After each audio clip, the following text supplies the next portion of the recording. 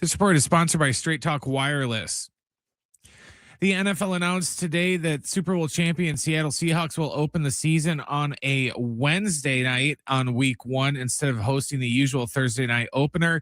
The change is being made because the Rams and the Niners will open their season in Melbourne, Australia, in a game that will be broadcast on Thursday night in the U.S.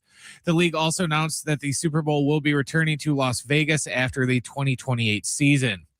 And speaking of seasons, the Major League Baseball season starts tonight on Netflix when the Yankees take on the Giants. First pitch is set for 5:05. Every now and then you get a deal that actually feels like a win. With Straight Talk Wireless, you get more and pay less. Now that's a good deal. No contracts, no credit checks, no surprises. All on Verizon's 5G network. Find it in the same place you always find straightforward prices, exclusively at Walmart and straighttalk.com.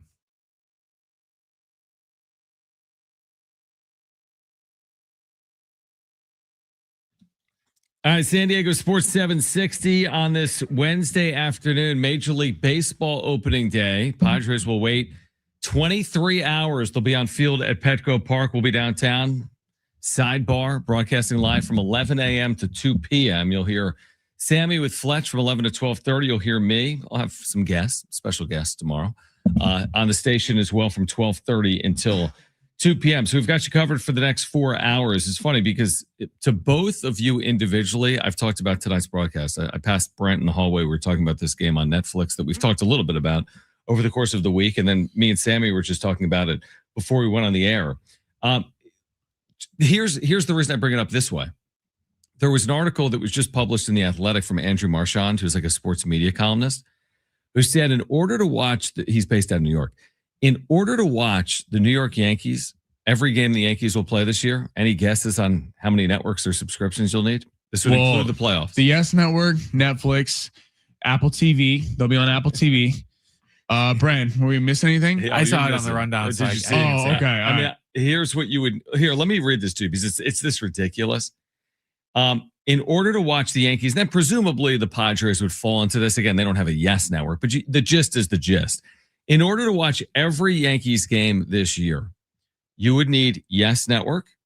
You would need Amazon Prime because Prime Video has an exclusive deal in New York City for 21 games, which has been very successful. It's been going on for years. They have games on NBC Peacock at least 3 times. They'll have at least a game on ESPN. They'll have at least a game on ABC. They'll have 6 games on Fox and playoffs. They'll have 2 games on FS1 and playoffs. They'll have 4 or more games on TBS and playoffs.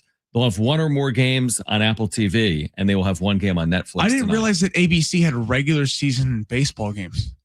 You know, maybe as part of the current ESPN package, which has changed. There'll be July 4th. I'm making it up. You know, some holiday. But think about that because it wasn't long ago, and Padres fans will remember the days of like Channel 4, or even before that, or even just Bally Sports San Diego, where as recently as, let's say, 10 years ago, if you're a Padres fan, and you know what the interest is right now in this franchise, you needed Bally Sports San Diego, and then maybe they'd be on ESPN Sunday Night Baseball twice. The ABC broadcasts, they are going to have 3 exclusive marquee, quote, Sunday afternoon regular season games this season. June 14th, Cubs Giants. June 27th, Yankees Red Sox, of course, and then the August 16th, Cardinals Cubs. So those are the only 3 ABC games. But like, think about that. I mean, you don't have to be very old. I mean, you're in your 20s, I'm in my 40s. You can be in your 20s and remember when you're in your teens where you just turned on your team. You know, it was like I had, you know, Bally Sports San Diego or back in the day, Channel 4, or you get the point. Or the Yankees have been on Yes probably for 20 years now. Almost all of their games are on Yes outside of Sunday Night Baseball.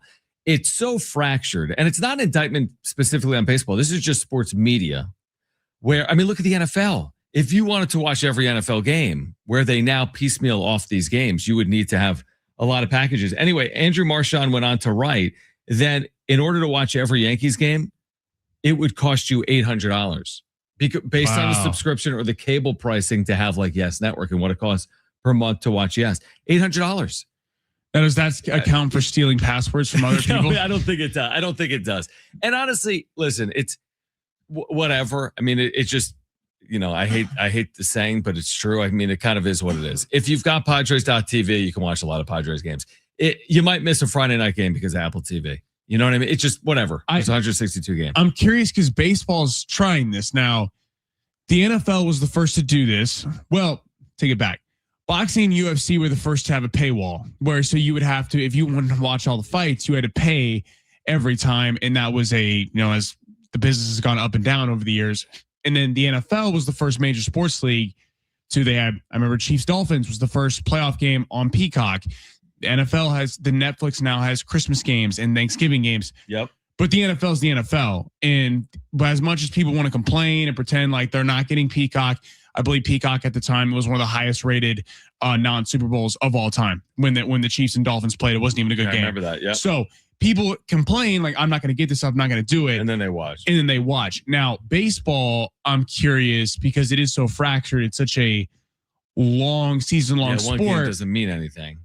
Right. I think you'd be less likely if you have, Padres.tv and maybe you don't have Apple and they're playing, once in a blue moon on Friday night, maybe you go to a bar that night and watch the game. Or you I wonder if baseball has the same draw because there's less importance, to your point, on individual games, that you're going to be able to get people like I'm sure a lot of Yankees fans, maybe a lot of people have Netflix. But are people buying Netflix one-off tonight just to watch this one game? I would say no to that. Here are my two thoughts as we transition to the Netflix conversation real quick.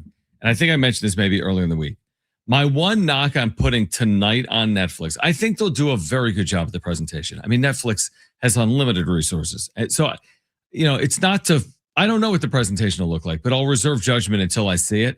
My knock would be, if you're a Yankees fan, you've listened to Michael Kay for 30 years.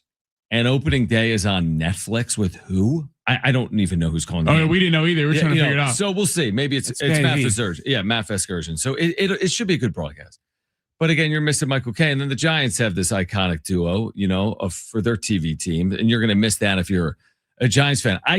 Listen, all things being equal, I would prefer the Padres having Don and Mudd on the TV call on opening day. It just seems right. It's Thursday afternoon. That's what you're going to get in most markets. You're not getting it tonight. Again, money rules all things. Right? This is solely a financial decision, obviously, by Major League Baseball. It's just, we're in this new world, Brent. I mean, we'll see. Netflix does things differently. I'm not saying they do it poorly. It'll be interesting to see how they broadcast baseball. I mean, they're broadcasting one game, and that one game is tonight, this exclusive window. I think it's going to be just the same as they do everything. It'll be just like, the boxing thing where, I said coming back from, every half inning, it's going to be, oh, look, there's the star of the Netflix show, whatever is on Netflix now. And, it's going to be pretty much a 3.5 hour commercial for Netflix, and they're going to be playing baseball in the background. That is what it's pretty much going to be, I think. That is funny because obviously at fights, a big thing of fights is the celebs sitting ringside. That's always a big thing. And right, it was when Anthony Joshua fought Jake Paul. It was like they were plugging Stranger Things left and right. I mean, all the top shows. But I think overall, Netflix, to give them credit for being new in the sports business, the NFL games, I thought have actually had really good presentation. I enjoyed watching them, not just for the game, but because I thought they did a good job. And actually for the boxing events, I think they've actually put on some pretty good. So I expect Netflix will spend the money to do this right. People may not like it who want to hear Michael Kay tonight, but I don't think people are going to walk away and go, that was an awful broadcast. Well, Netflix can spend the money and get all these big name guys because they only have to do it one night. If I'm going to throw, one big epic rager, I only have to pay for one night. I don't have to, pay to have a band come every, 163 more times to my house.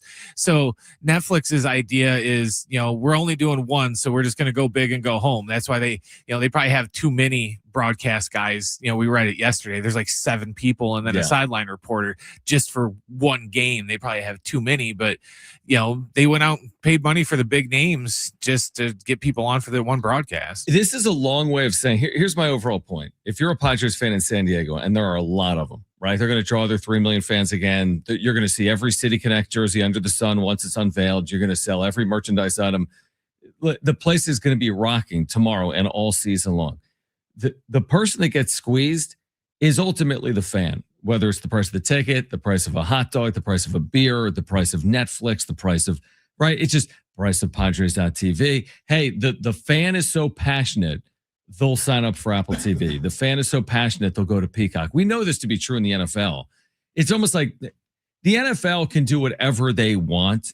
Like, they are the golden goose. They could put a game in the Mojave Desert on a Wednesday at midnight and people would watch. They announced that their opener this year is on a Wednesday night, right? We'll get into that over the course of the show, and that's fine. It'll be widely consumed just like it was on a Thursday night. So the NFL can do no wrong. We've talked about March Madness. Don't kill the golden goose. We like 68. Could they do something wrong? I just don't know. Just because the NFL can be on 10 networks and everyone's going to go to Peacock, can baseball do the same thing? Right. That's my question. And again, the person getting squeezed is the hardcore fan, because again, if you're a diehard Padres fan, you're going to find a way to watch these games, Yankees, Giants, so on and so forth. A lot of stuff too that's going to be different with the NFL opposed to baseball is just the length of the season, because NFL, if I didn't have Peacock and like the Bears were on Sunday night, I would save the 7-day free trial that you always get like once a year. I would save that for the Bears game, or I would save it for the Super Bowl if they didn't play on the Bears game. But baseball, who's going to use their, Netflix, free 7-day trial or whatever for opening day, and it's not even like Yankees, Red Sox or anything, or like some rivalry. It's just, the team that used to be in New York, well, one of the teams that used to be in New York, and the Yankees. Well, totally right. It's baseball we're all super excited. We were talking about this yesterday about we're going to overreact to opening day. Padres beat the Tigers by 10 runs tomorrow. There's going to be an electricity in the city. They lose by 10 runs tomorrow. We're going to have people on the text line talking about how the season's a wash when they're really either 0-1 or 1-0. So the NFL or a massive fight has massive implications. I mean, one game on an NFL slate, you can go from being a playoff contender in the span of a couple of weeks to completely out of it. It is outside of the theatrics that we're all excited as fans of baseball that baseball's back. There's not a bunch of significant importance outside the fact that it's a standalone game tonight on Yankees Giants. Like it's not like that's going to matter for the playoff race. So you wonder how that factors into how many new Netflix subscriptions are they getting tonight outside of maybe the Bay in New York. Yeah, again, it's interesting because baseball, I feel like they've done a lot of things well recently. And what I mean by recently is like not in the last week, but pitch clock has been widely seen as a positive. The average length of game is down 20 plus minutes in the major leagues in the last 5 years. Huge. I think automatic balls and strikes is celebrated, and we haven't even seen it yet. We'll see it tonight, presumably, unless the umpires. You see the umps complaining about it? No, but the fact that they have to. They were complaining about them being potentially embarrassed by the ABS. Well, listen. I mean, sorry, you're getting You're getting paid to not get things right now if you're an umpire. But I think that's been widely celebrated, and I do think in general, raising baseball's national profile by aligning with networks like Netflix probably is a positive, because baseball is seen as a very local game. It's so consumed within the markets, but then you step out and like San Diegans aren't watching Royals Cardinals on Saturday afternoon on FS1, but San Diegans are watching Rockies Padres at a very good clip on Padres.tv and so on and so forth. So to broaden out the audience, where I think the NFL and the NBA do really well, it has a more of a national feel. Anthony Edwards is just a star. It doesn't matter that the team is in Minneapolis. You don't have to be a Minnesota Timberwolves fan to enjoy that. Exactly. Where the Twins just feel like kind of an afterthought because they're in Minneapolis. Anthony Edwards doesn't feel that way. Certainly the Vikings. Justin Jefferson don't feel is that not way. that, right? Yeah, exactly. So this is where I think baseball can do a better job, and maybe this is the beginning of becoming a more national game moving forward the way it used to be. All right, tomorrow is opening day. Let's turn our attention to Padres and Tigers and what Fernando Tatis Jr. says the plan is to beat Tariq Skubal. You'll want to hear what he had to say. That's coming up next on San Diego Sports 760 and live on the iHeart Radio app.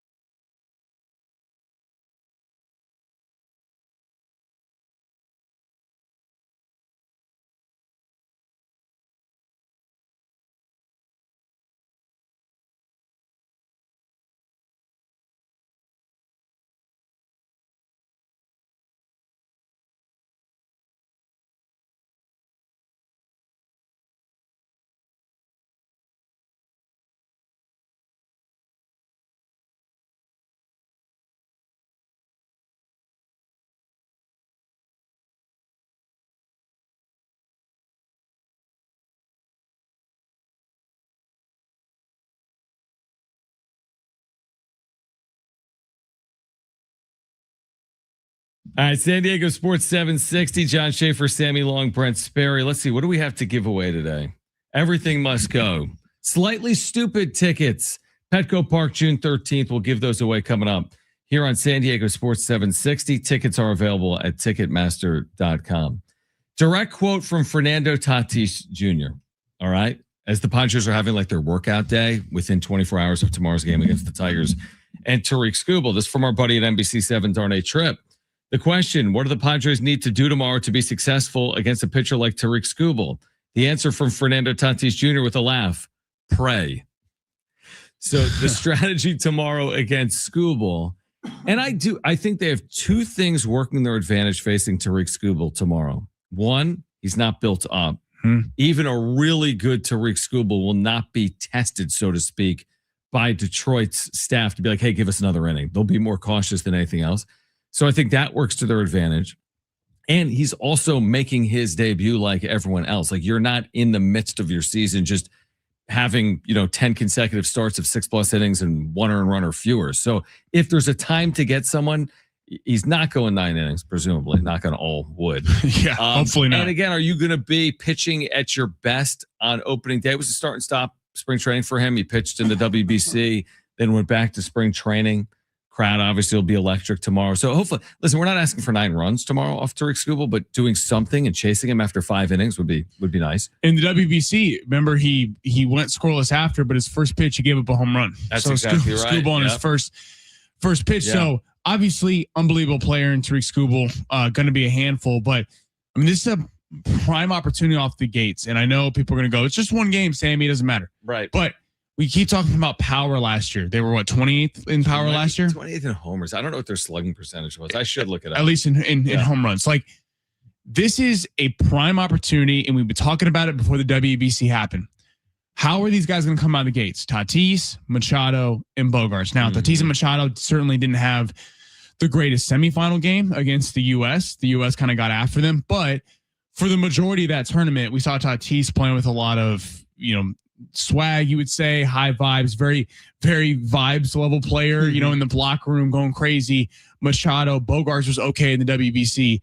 Like, can these guys hit the ground running? And it's kind of exciting that you get to do it off against an elite pitcher. You get to try immediately because remember last year, they opened up with the Braves, I believe, in that 4-game set. They swept them. Yeah. And they really built it up against teams below 500 in that 14-3 start. Yeah. I mean, they get a real schedule out of the gates here. I believe they got the Giants next week, Boston in a couple weeks. Yeah. Boston on the road, Pittsburgh on the road. I think you're seeing Skeens for the first time. And it's not like Pittsburgh has rolled over a week into the year. They could be very good a week into the year. Nobody has any idea, So I think it's just exciting. I think it's a prime opportunity for the Padres bats to really show up because it's one thing for to your point, Skubal and all the top pitchers that we're going to see across the league tomorrow. Yeah. Oh yeah. Across baseball. But even like the first couple of days, right? Valdez is going to be fantastic on Friday. It's one thing for pitchers to kind of work back into it. The hitters don't have a lot of excuse, especially the ones that played in the WBC. So at home tomorrow, I feel like the Padres are certainly live dogs in the game and need to come out with a lot of energy. Yeah. I look at it 2 ways. If it goes as expected, quote unquote, it's okay. If tomorrow, you scratch and claw and you win 3-2 or lose 3-2, the world will keep spinning either way. Okay. Like not everything's going to be, this isn't game 3, October 2nd at Wrigley Field, where everything is on the line. Not to discount it. It's opening day. It is magnified. It is more important to a lot of people than the 4th game of the year or the 9th game of the year. You want to get out of the gates with a win. And to your point, last year, heading into the Atlanta series, a lot of people saw that as a challenging start. Atlanta, heading into the year, was expected to be one of the better teams in the National League. They completely fell flat on their face. Profar gets suspended. Every one of their starters is out due to injury. But again, now you start a year against a team that's expected to be good. Detroit has Tariq Skubal and Framber Valdez and was in the postseason last year. I'm not expecting them to get out of the gates sweeping the series. Everyone would love to see it, but they don't need to do that. Just play well enough this weekend. If you can take 2 out of 3, that's great. Even if they don't, I'm not going to be on the air come Monday and be like, I just lost 2 out of 3 of the Tigers. We got fundamental problems. Right. So you just got to take it for what it is. If the Chiefs were opening tomorrow it's way more meaningful because you don't want to start 0-1. I mean, 0-1 in the NFL and 0-1 in the MLB is completely different And by things. the way, 0-1 in the NFL, teams have won Super Bowls, and a lot of them. I promise you, teams have won Super Bowls starting 0-1. And I know this: a lot of World Series have been won by teams starting 0-1. Not to just discount the game; they're fully capable of winning. Right. Pivetta should be very good. It should be a low-scoring game. You take the Padres bullpen, and then you take your chances. We're gonna have a lot to talk about next week on Monday and Tuesday. 100%. Because we get a weekend of the Padres, despite all the starting pitching kind of concerns that we've talked about ad nauseum now for months. Nick Pivetta, you feel comfortable about. Michael King and Randy Vasquez to an extent, although not at the same level. I feel like you feel comfortable with it. Monday is where you get to what we've been talking about for months. Walker Buehler, Germán Marquez. Right. We're going to see these guys. Like? What does that look like? And that's really what the season hinges on, because you can't. It puts a lot of pressure on Pivetta and King and Musgrove when he's back to be perfect, when you're not being able to rely on Marquez or Canning when he gets back, or Walker Buehler. So next week is, I think, where the real the fun starts tomorrow. But we're going to get to know a lot more about this team in a super small sample size about, can the back end of the starting pitching staff of the starting rotation hold up and hold their own, where the bullpen, it's basically not a bullpen game every 4 games. It goes back to just the idea of like Tony Gwynn opening day, that day one, everyone pays attention to, but it's the day twos, so to speak, that actually matters. Like everything after day one matters. Yes, day one matters. You could be a game up or a game back. They all matter. But to be clear, there's a lot more day twos than day ones, if that makes sense. There's a lot more 100% midweek games in Miami than there are opening days in San Diego. Now, the benefit the Padres have, as opposed to some of these teams, name 12 of them in baseball, Baltimore, Kansas City. Padres play in front of large crowds a lot, which is an advantage, and a significant advantage when playing at home. So opening day is not the only day they have 44,000 people in the building, but that will be tomorrow down at Petco Park. All right, we are discussing opening day. We're less than 24 hours out from Tariq Skubal opposite Nick Pivetta. Also, NFL setting their opening day, so to speak, plus an update on Aztec guard BJ Davis for Mark Ziegler that we'll get into. Plus, Adam Silver now says he has the fix for tanking. We'll get into it. This is San Diego Sports 760. We're live on the iHeart Radio app.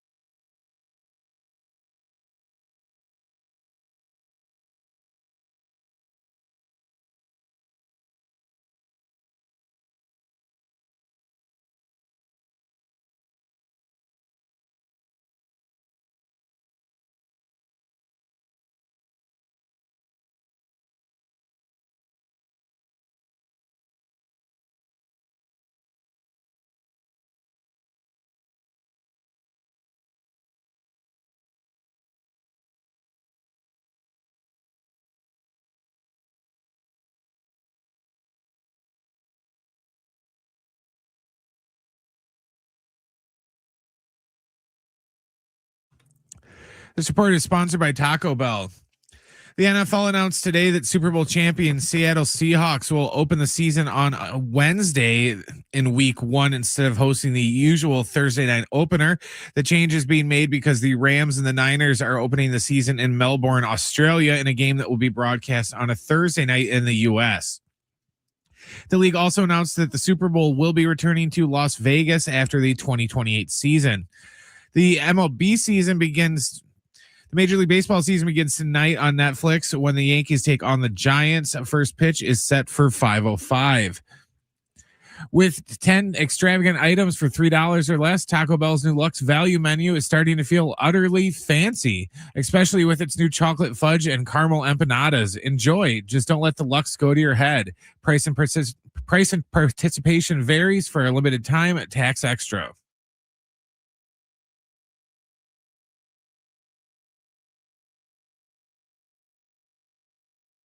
All right, we have breaking news involving the Padres' potential sale in terms of who one of the bidders is. Remember, there was a mystery bidder.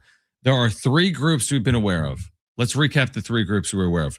The freaking character who's born in San Diego who owns a Premier Soccer League team. Right? We're 10 bill. Jose Feliciano, who owns a Premier League team. Joe Lacob, the primary owner of the Warriors through the successful run and the move from Oakland to San Francisco in the building of the Chase Center. And now we know the 4th group is led by Tom Gores. You may say, whom? Tom Gores is the majority owner of the Detroit Pistons. He bought them for 300 something million. They're worth over $3 billion. That's all in the last 15 years. Profit. And in 2024, he purchased 27% of the Los Angeles Chargers, which is a massive share. To put that in perspective, there is no one that owns more than 24% right now of the Padres. The largest shareholder, the Seidler Trust, is 24% of the club. And Tom Gores owns 27% of the Chargers, which would have been a good thing if they were in San Diego. Right. Is not necessarily a good thing anymore with them now in Los Angeles. I would say I don't think it matters in the sense of, because I know everyone's mind's going to go to, oh, could they move the team? No. I mean, obviously that's not even a thing. LA, the Dodgers are the number one thing outside the Lakers, and that wouldn't even be an option. It wouldn't make any sense for them. But I will say this about him, as if you take this with a grain of salt, it's obviously 2 different complete leagues. But you talk about a team in the Pistons that have developed homegrown talent and have been able to actually, the kind of thing that's made them the top of the Eastern Conference is the fact they've kind of taken cast-offs from other teams and made them stars. So again, 2 completely different sports. Doesn't mean that you're doing the NBA, you're going to do it in the Major League Baseball. But I mean, deep pockets, 300 million bought the Pistons for $3 billion now. It's worth. He's, according to Forbes, he's worth over $10 billion. This reporting, by the way, from Dennis Lynn at The Athletic about Tom Gores. So to credit Dennis. In addition to that, though, he reports sources say the Padres could sell for more than $3.5 billion. That would shatter the all-time baseball record, which is the Mets for about $2.4 billion. There are those that say this could be a one-off, though, because San Diego is so entirely unique in baseball with its support. The fact that it's the only Major League Baseball team that doesn't have another Big Four sport in its market. The Padres are the only Major League team that doesn't have another Big Four team in its market, other than the Sacramento A's. Don't count, obviously, because they're moving. But think about that. Like, just name a team. San Francisco Giants. Well, they have the San Francisco 49ers. And name another team. Kansas City Royals. They have the Chiefs. Name a team. The closest would be St. Louis, but they have the Blues. They have the Blues or Baltimore. You say, Baltimore's a small town, right? They have the Ravens. Name them all. Milwaukee. What does Milwaukee have, Brent? Everything. Then Milwaukee's got everything. They got the Bucks. And then, an extension, obviously, Green Bay. Yeah. Beyond baseball. So again, San Diego is a very unique baseball city now. Again, it wasn't long ago the Chargers obviously were the toast of the town. You go back a decade. Oh yeah, the Padres are a distant second in the city to the Chargers. Well, a decade later, they dwarf the Chargers in terms of obviously attention and media dollars and season tickets, et cetera. So it's gonna be interesting. They're gonna sell for a lot of money. One of these groups could be the next owner this month or in April at some point. But you got some heavy hitters. Again, Tom Gores, who owns 27% of the Chargers. He owns the Pistons. these Premier League owners that we've talked about, Joe Lacob. These are some big names. This is where if John Seiler could give one parting gift to the city of San Diego, it would be, because he's talked about how we would love to sell to someone that cares about the team. A lot of PR speeches that have been written for him, but given the amount of interest, this is not a team that they're struggling to sell. To all the points that you laid out, I mean, obviously gorgeous ballpark, crazy attendance, rabid fan base, a team that has stars on it. I mean, a lot of teams that go for sale, especially in baseball, are devoid of who's on this team, and you got to start from scratch. I mean, Manny Machado, people know, Tatis, Merrill, down the list. Mason Miller is one of the blossoming stars in the sport. So it is a very unique situation.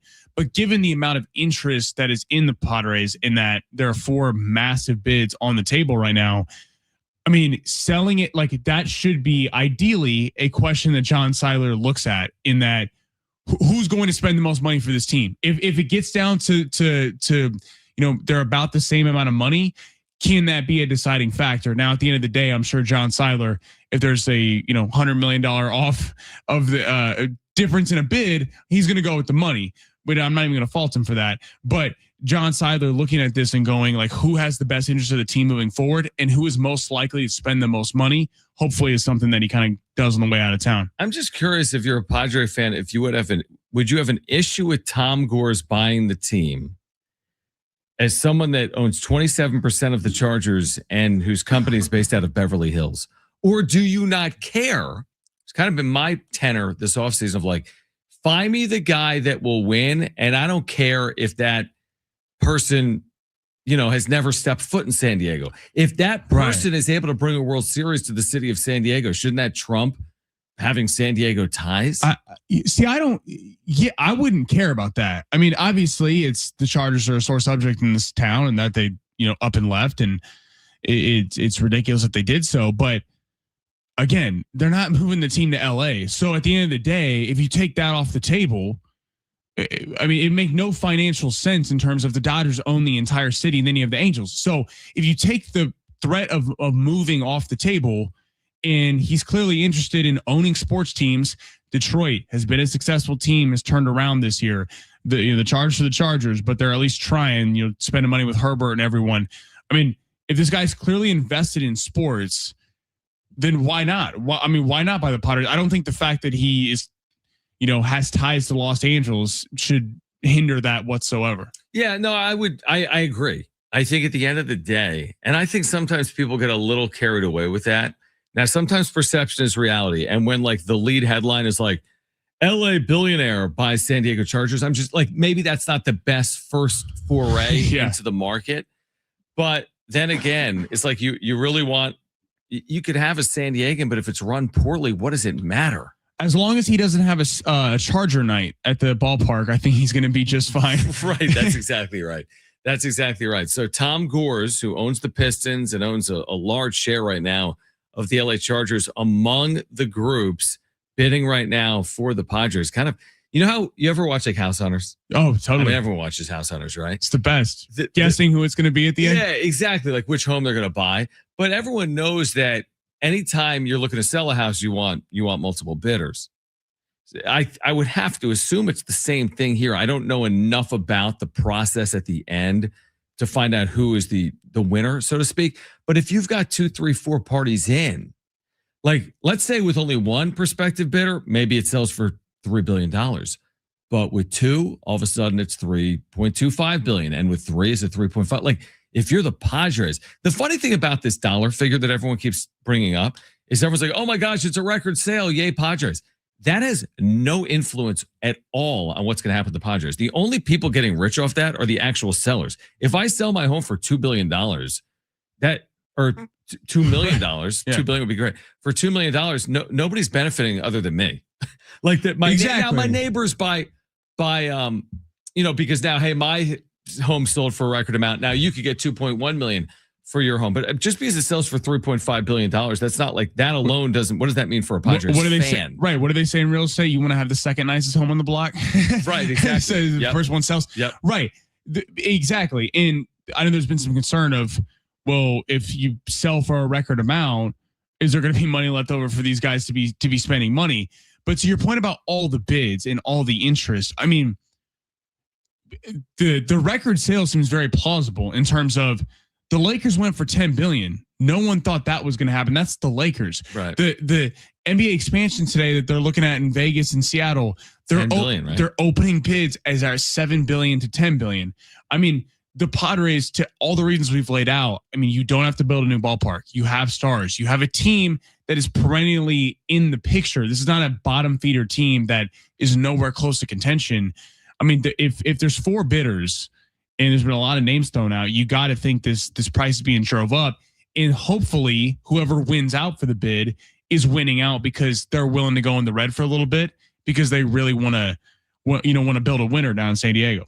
Yeah, kind of fascinating to see where this ultimately lands. But what do you think of the idea of, again, the minority owner of the LA Chargers, Tom Gores, potentially being the next owner of the San Diego Padres? 877-767-4760 if you want to call us on our phone lines, or you can text us 70470. Start your message with the word team. Again, 70470. Start it with the word team. Much more on that on the other side. Sammy Long in studio. We are here until 6 p.m. We've got a great giveaway today, as well as we're giving away those tickets to see Slightly Stupid June 13th at Petco Park. Stay with us on San Diego Sports 760. We're live on the iHeart Radio app.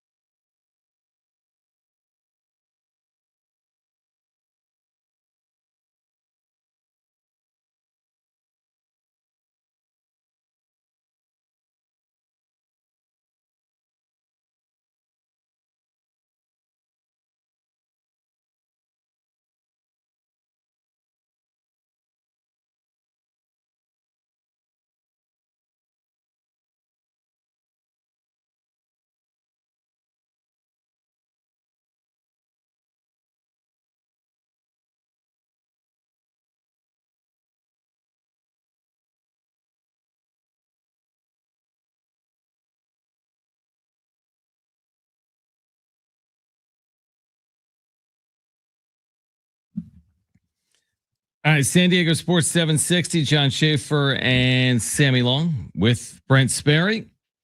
Again, 877-767-4760 if you want to weigh in. Or you can text us 70470, start your message with the word team. Again, 70470, start it with the word team. Like 760 just said, I don't want anyone tied to LA anywhere near this team. Here's my issue with that. Again, you have to operate under the you can never, you can't assume that because a team is sold, take the whole relocation thing off the table. All right. Just take it off the table. Like, I don't even want to have that conversation because it's not worth having. We'll have that conversation if they move. You know what I mean? But they're not moving. I have to start it from there. So the fact that someone is from LA buys the team doesn't scare me that the team is going to LA. I mean, there's nowhere to even go. To Sammy's point earlier, there's two teams in LA. And we have to remember Peter Seidler's grandfather owned the Los Angeles Dodgers. Exactly. Like, consider that. The most beloved owner probably in professional sports in the history of the city, because Chargers ownership was a disaster. Clippers ownership was a disaster. Rockets, who knows? Going back 50 years. And the Padres have had like an up and down, ownership history as well. You could easily argue the most beloved owner in the history of San Diego professional sports is Peter Seidler. His grandfather owned the Dodgers. So, like, doesn't matter. I think at the end of the day, for me, I really don't think it does. Well, 100%. I mean, do people want to not sell it to a guy from LA that might spend a ton of money with the team and do the things we've been asking for years with them, to spend like the Dodgers, to spend like the Yankees, spend like teams like that? But just because they're from Los Angeles, I'm with you. It doesn't make a lot of sense to me. This should not be about who people just like as the owner. It should be about who has the mindset of, we're going to put a winner on the field versus, hey, this is cool, I own a baseball team and I'm going to stash it in my back pocket.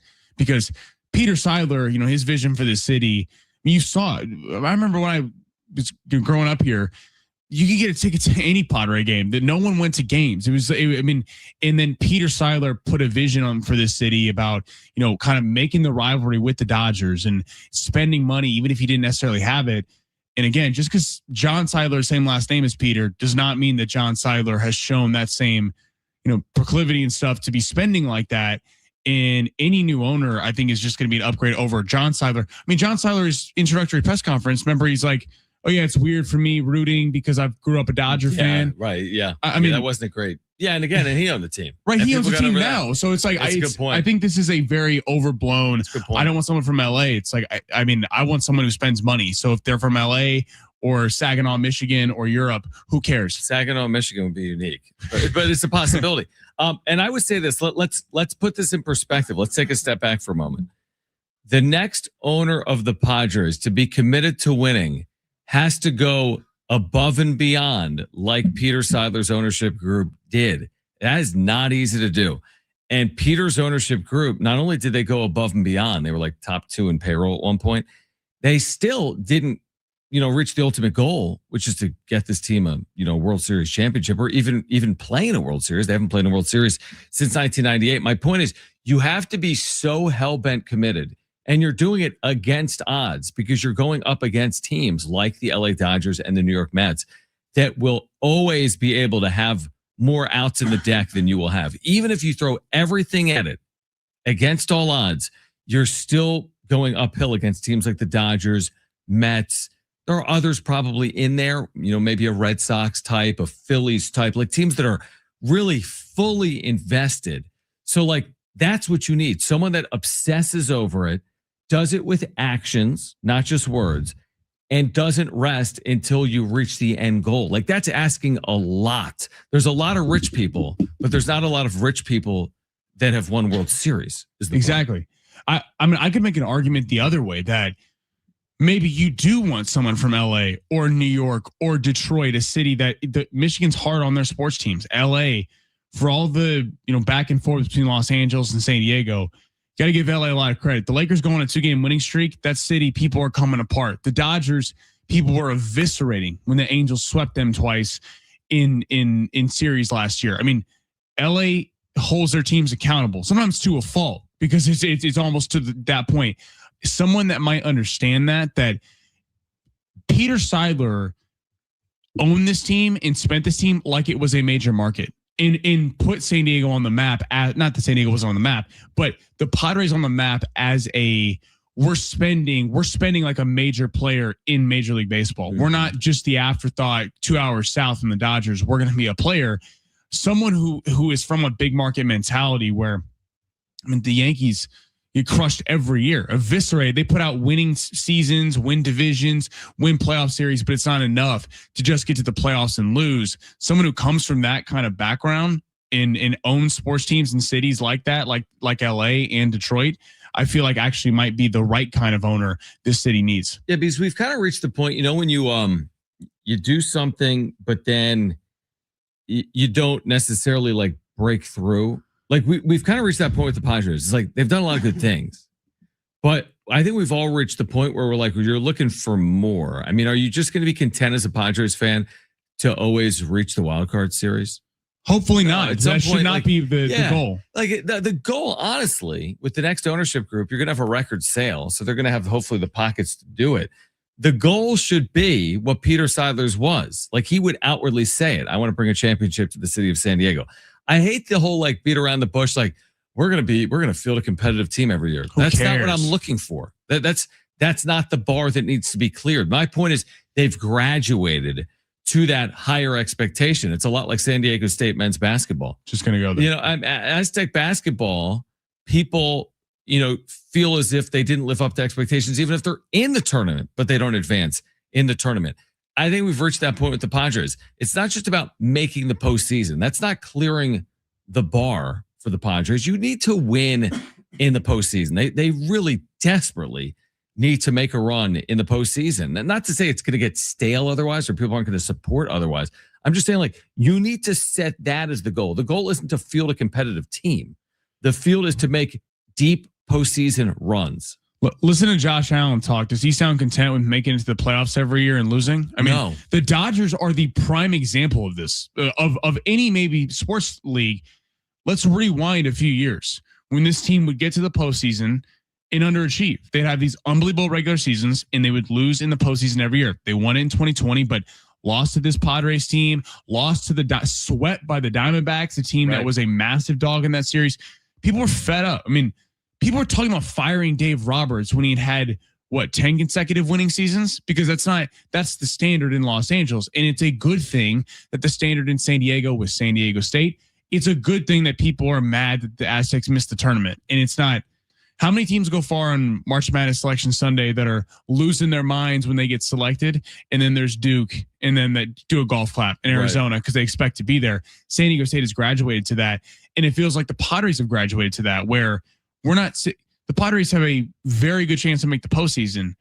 When we talk about the starting pitching depth or the lack of stars showing up in the postseason, that's from an angle of not that they're not good players, because how are you going to get over the top and actually provide a championship to the city? I'm totally with you. Resetting the bar is a good thing, and holding the team accountable is a good thing. Yeah, I'm always amazed. Like this, Brent will remember this. Like it was October, and people were like, what a spectacular, just to be in this situation. It was just spectacular.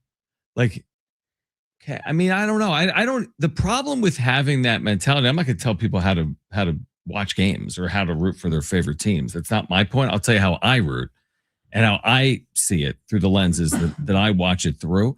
I'm telling you that when you have higher standards and expectations, it raises the club's ability to do the same.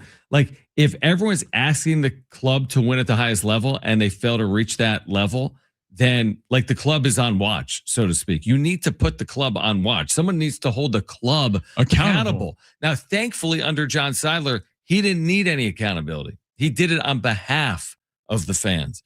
The last couple of years has been murkier under John Seidler, although they have kept the train on the tracks and performed at a good level. The next group, good's not good enough is the point. You gotta be great. It's not, I recognize it's not easy. Of all sports, you could argue it's the most challenging. The Green Bay Packers can win Super Bowls it's hard to win World Series in some of these markets. I know we're up against it, but the Cowboys, this is the prime problem with them. Yeah, exactly. They're number one on every sports show across America the following Monday, and they sell more jerseys and memorabilia, and people watch. They're the biggest brand. Yep. They'll average 50 million people on Thanksgiving, except that's what at the end of the day Jerry Jones is quote okay with, and they'd like to win instead of setting winning as the standard. I'm 100% with you. It's a good thing that the city's expectations have rose, and they should keep rising.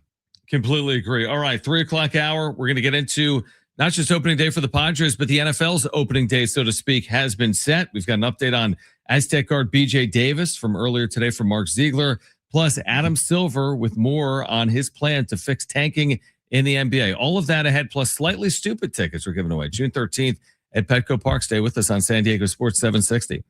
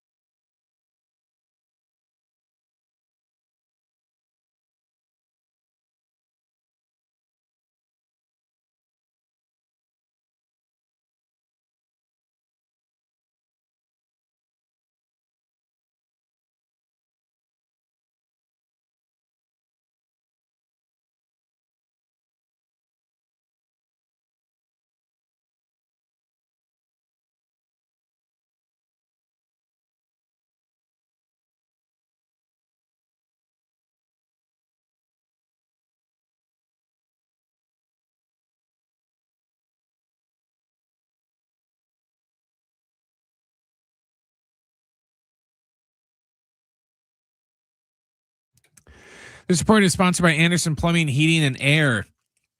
The NFL announced today that the Super Bowl champion Seahawks will open the season on a Wednesday of week 1 instead of hosting the usual Thursday night opener. The change is being made because the Rams and the Niners are opening their season in Melbourne, Australia, in a game that will be broadcast on a Thursday night in the U.S. The league also announced that the Super Bowl will be returning to Vegas after the 2028 season. And speaking of seasons, the Major League Baseball season begins tonight on Netflix when the Yankees take on the Giants. First pitch is set for 5:05. Choosing the right home service company isn't just about fixing what's broken. It's about trusting who's in your home. That's why homeowners count on Anderson for friendly professional service that keeps everything running right. Visit AndersonPHA.com.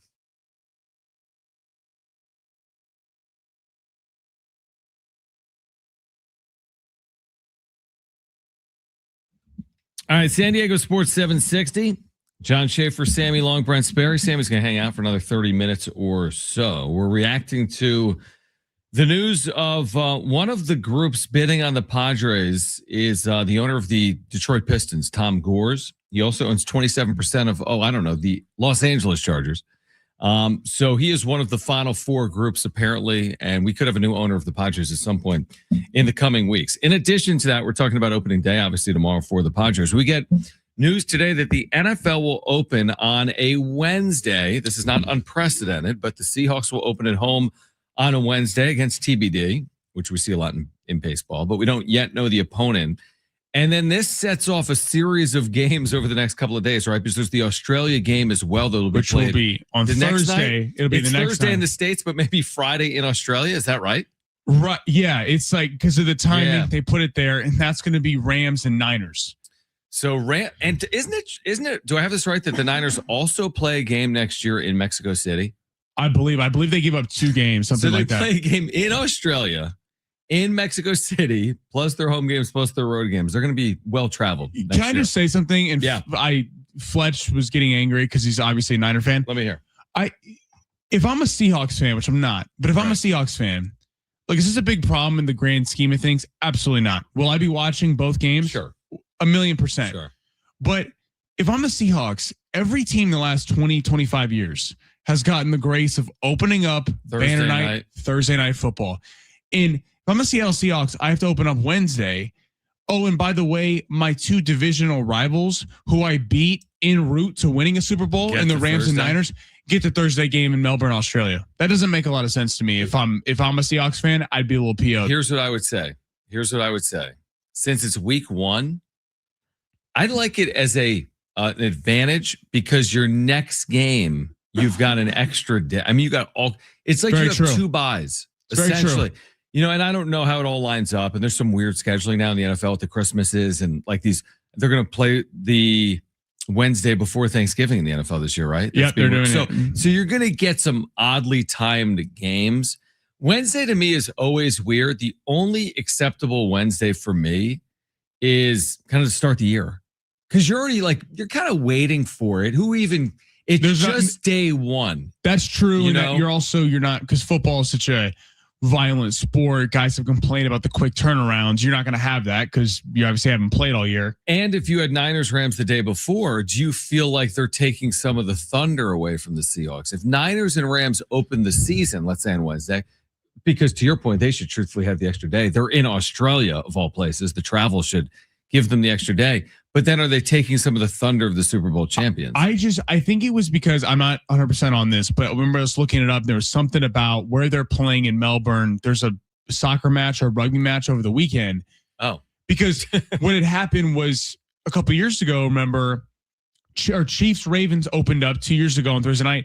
And then we had Eagles, Packers in Brazil on Friday. Mm-hmm. So that makes more sense to me. Again, does this matter in the whole grand scheme of things? Absolutely not. To your point, which is valid, that the Seahawks end up getting another day's rest. But if I was I would want banner night on Thursday Night Football to celebrate weird. Seattle. It's a little odd that Wednesday you're doing it. Now, it's obviously going to draw massive ratings. Of course. But if I was Seahawks, I would probably want status quo. I think it's a case of the NFL forgot about time zones and forgot exactly how far ahead Australia is compared to South America and these other places England and the places they go in the past. But they could have had an easy fix to this. You could have just sent Seattle to Australia. But they would have wanted the banner night in Seattle. The banner night. The other teams have gotten the banner nights. Who says it would have been a home game though? Right, a road game. Yeah, just count it as a road game. I just would have had the Australia game in week 2. I mean, why does this have to be week 1? And if you're not going to be able to make it work, the whole point of this was you're opening up the season. Friday would be a game. That's what it was when, again, the Eagles and the Packers played in Brazil. Right. So, it's odd that you're backing it up a day. So, okay, right now in Melbourne, Australia, let's do this. Let's do this math equation in our heads live on air. It's 9 a.m. right now, just after 9 a.m. All right, so it's 3 o'clock here. Yeah, they're like a day and a half ahead. So it's tomorrow. So they're 18 hours ahead of us. Okay, they're 18 hours ahead. So that means in San Diego at 5 p.m., when this game presumably will be played, right? 8 o'clock Eastern Thursday night. It's going to be is that prime right? time That'll for the be US. 11 a.m. So they'll be playing at 11 a.m. in Melbourne, the Niners and the that's on a Friday morning. 11 a.m. So we think Wednesday night's weird in Seattle. You know what's weirder? 11 a.m. Friday morning in Melbourne, Australia. That's a good point. That's a very odd start time. That's not the craziest we've ever heard. It's not 6 a.m. or 11 p.m. for, you know what I mean? But the whole thing, I mean, that'll be really interesting, the logistics of how long those teams are out there and then their turnarounds. How does that impact you? You're playing in Australia. It's not just playing neutral. You know what I mean? It's not like from a gambling perspective, hit the other teams in week 2 who the Rams and Niners are playing. Well, I remember when we were younger, the Bills played a couple of games per year in Toronto. Okay, no big deal. When I was younger, the Packers played half their games in Milwaukee. Remember that, Brent? There were years when they do 2 a year. 2 a year. 2 games a year. They play Milwaukee. All right, well, whatever. No big deal. But to go play a game in Australia and to play a game in Mexico City and to play your home and road games, I'm just saying, it's got to be a factor along the way. It's also, I'm sure the players, because the Chiefs have done this, they give up home games for this a lot of the time. So so because you're expanding the brand, I get it. But if I was owning an NFL team, I would want my team playing right where it's at. Home games, because of the importance of each individual game in the NFL, going from a home to a neutral site is certainly a big deal. But interesting scheduling from the NFL. Listen, again, I will be watching and there will be no ifs and buts about that. But if I was a Seahawks fan, I think it is a little odd that you're not standalone Thursday night like every other Super Bowl champion. It's interesting because as we've watched the spread of American sports to the world, and they're not all we've seen the spread of basketball to Europe, China, other parts of Asia, and what it's meant for the sport as a whole, right? Because you've had this influx of players from other parts of the world. We know that baseball is played worldwide. Look at Japan. Look at obviously, look at how it's consumed in places like the Dominican, for example, South America, yeah. Yeah, but the thing with spreading American football to the world is it's not played anywhere else in the world by and large. I'm sure it is that you have Canadian football, or I'm sure there could be guys get together like expats and play. Do you think that they will try to do the NFL Europe again? Because that was kind of a failed experiment, and they did that for a few years. I feel like they're more dedicated to. I think, to me, the NFL's spreading of the game it's such a sheer dollar sign to me, where it doesn't look the same to me when the NBA does it, right? Because the NBA, you have players that are in Croatia that are in the NBA, so playing NBA games in Croatia makes sense. But for the NFL to play games in Croatia, it just screams blank check to me. It more is so. Yes, and it kind of made sense with England at first, because I remember we've seen, obviously soccer is the biggest sport over there, and stars like Harry Kane has talked about potentially coming to be NFL kickers. Mm-hmm. You've seen some crossover back and forth there where you could maybe see that, but it is listen, I like that there's an early game at 6 a.m. so you can watch it, on Sunday and just watch football all day. But it is, I'm sure, that's always been the problem with, do you put a team in London? Is how does that travel schedule work out? See, I'd be more, before I would do NFL Europe, is when I was younger, I remember watching it. It was pretty cool, the helmet designs and everything. And I do remember watching it. I was like into it. I remember it was on like Fox. I was into it for like a year. But what I'm actually curious about that is coming is NBA Europe. Because they're going to take these European franchises at like the highest level of European basketball. Real Madrid. And they're not putting them in the NBA, but they're going to like rebrand them under like an NBA umbrella. That to me is kind of interesting. I just see it more as a world game. I don't need to see professional football in Europe that isn't the NFL. I could see. Yes. I have no problem. If you put 4 teams in Europe, again, I'd much prefer San Diego, San Antonio, St. Louis. Me too. And name another market. You know what I mean? I mean, Americans want it. So why are we giving it to Madrid? Like there's a lot of states that don't have NFL football. I mean, you put a team right now in San Antonio, it's a home run. You put a team right now in San Diego, it's a home run, and so on and so forth. So that's my preference. But again, if this is above my pay grade, if someone said 2 in London, 1 in Paris, 1 in Madrid, and there's a division, that would make sense because you would take apart half the season. You could honestly play it where you were playing in Europe for the first 8 weeks. Those teams only played each other. And then they went stateside. I think you'd go doing the math on it. Like you could do this. I think you go stateside twice per team. I think when you go for 2 games twice. That's 4.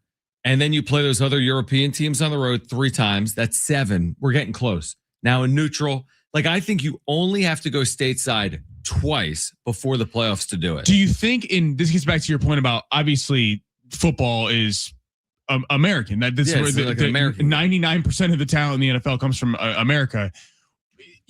I feel like European teams, until it was built up like basketball is in baseball and in soccer, where it's such a global sport, big time talents coming from Europe.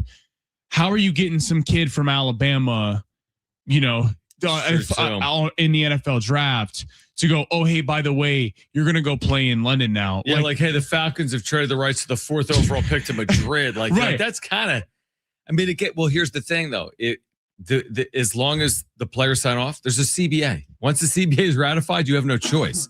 If a CBA includes the Toronto Blue Jays, you're going to Toronto. You can't say, I'm not playing in Canada. You literally cannot. I mean, there's probably some workarounds, but it feels like we always focus on London. It feels like Canada plays football. The CFL is a decently sized league. Yep. It feels like that would be the first test to see if Canada really got into the NFL and then you went overseas. Right. I mean, that's true too. Yeah. And it's you start there. Geographically closer. Obviously the Raptors, the Blue Jays. So you already have the Grizzlies. Yeah, I agree with you. You think you would start there, but man, it feels like they've been obsessed with conquering Europe, so to speak. I wonder how many years it's going to be. I mean, it's got to be. It's got to be close. Yeah, like why do all of this? I mean, again, for the money, but at some point, it's like to what end? When is the Super Bowl coming? When is a playoff game coming? When is a franchise coming? Because at some point, it almost feels almost inevitable. The Super Bowl held in London would be a disaster. Well, there'll be so many opinions on it. Oh my gosh. Can you imagine the opinions on that? Can you imagine? Yeah. I mean, that would be like the Premier League championship being held in New York City. And I mean, people would have understandably in England a problem with it because the majority of the Premier League fan base is coming from England. It would probably make someone money. It would make ultimately what the NFL is trying to do as well. All right. On the other side, some Padres news to discuss related to Darvish's contract that we're going to get into on the other side.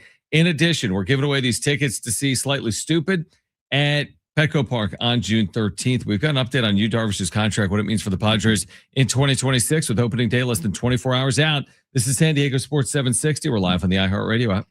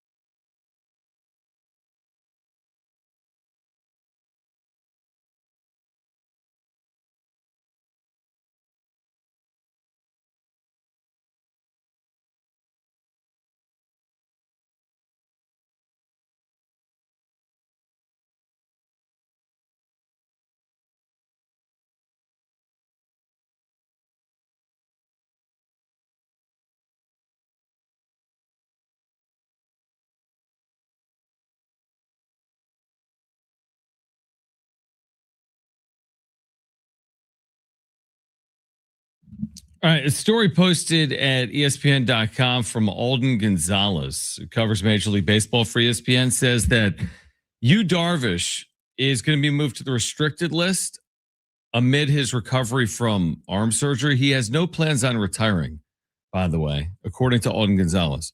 However, this is what Alden Gonzalez writes.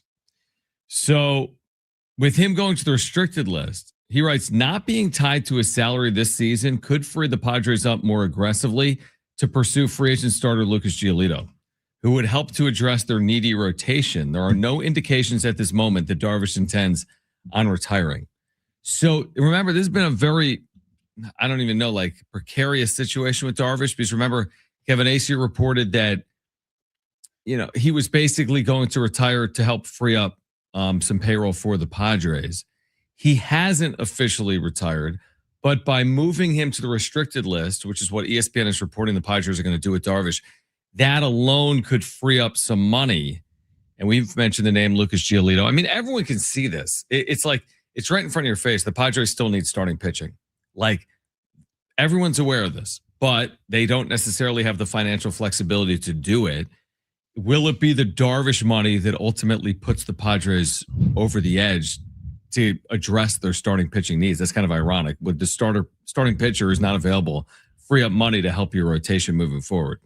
Well, it's also, it kind of makes you think, because when it was reported, and again, I don't have any inside information, so I'm not making any judgments one way, but when it was reported, it sounded like mutual. Like Darvish was going there like, hey, I kind of want to help out the team. I don't know if I'm going to be back. Right.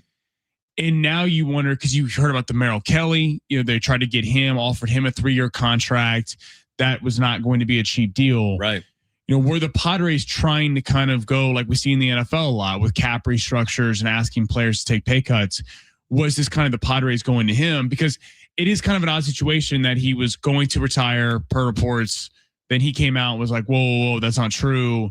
Now he's going to the restricted list. Like, kind of an odd situation. But if they can free up any money, I mean, you made this point last week. They can either sign a pitcher now, like a Lucas Giolito, or they can wait till the trade deadline, which in all likelihood, they're going to be trying to target starting pitching. And given the Padres' lack of prospects they want to give up, and the one guy you would want to hang on to is Ethan Salas, you make it harder for yourself when you rely on a trade versus just going out and signing someone. Well, that's exactly right. And by the way, what does it mean? Why would Darvish going on the restricted list free up payroll? Because teams are not required to pay players on the restricted list. Now, that would be worked out with Darvish. They wouldn't do it like against his own will. This would obviously be worked out. But if you're not paying Darvish, for example, he's in the 4th year of a 6-year, $108 million deal. Think about that. I mean, that's crazy. So he still has 3 more years on that deal. He has $54 million remaining. That's 18 a year. If you don't pay him 18 this year, well, guess what? That's newfound money. We talked about the idea of Lucas Giolito making, $20 million or just over $20 million. Well, if you have 18, now you only need 2 more to potentially bring someone like that in. Giolito would help, and is certainly a very starting caliber pitcher. But my question is, why didn't this happen 3 months ago? I mean, if you're doing this, if Darvish is not newly injured, okay, like they've known about this.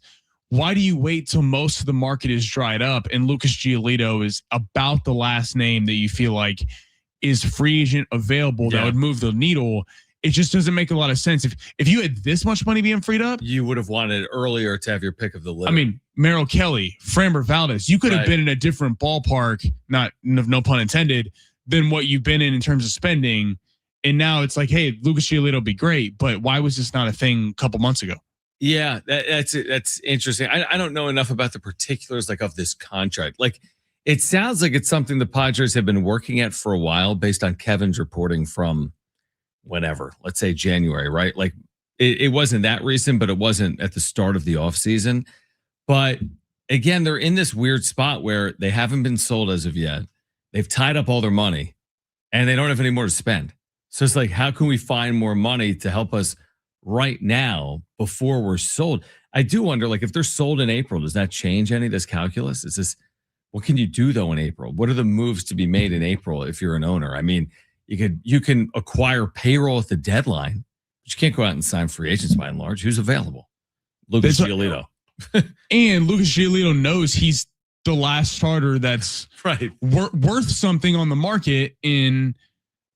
I mean, so he can hold out for that premium. Right. He could hold out a month and wait for someone to hurt their Tommy John. All of a sudden he's starting a bidding war. It's great. It's awesome they're freeing up money, but a little odd that it's taken this long for that to happen. Yeah, it is. And again, I mean, I do think the writing is on the wall with the Padres rotation. Like, everyone's aware. Like, if this doesn't go right, we all told you so. It's not me and Sammy. I mean, anyone that understands this, anyone that follows baseball understands the Padres rotation is precarious. If I know that and you know that and our listeners know that, the Padres know that. What are they going to do about it? And I don't know. I mean, you're really pushing, like, you're up against the clock. The season starts. Well, and they told you it by signing 3 pitchers and trying to go get Merrill Kelly. So they were signaling that they think they have a starting pitching concern. And so again, it's great, but would have been more useful a few months ago. No doubt about it. All right, Sammy, appreciate you, dude. Thank you, boys. I will see you tomorrow downtown. See you tomorrow. Downtown Sidebar. Come say hi. Broadcasting live beginning at 11 a.m. from 11 to 2 at Sidebar. Sammy with Fletch. I'll be on the air beginning at 12:30. Come swing by before the Padres kick off their season against the Detroit Tigers. We're giving away these tickets coming up to see Slightly Stupid June 13th at Petco Park. We'll give those tickets away this hour. On the other side, an update on Aztec star guard BJ Davis. We'll share that with you coming up next on San Diego Sports 760. We're live on the iHeart Radio app.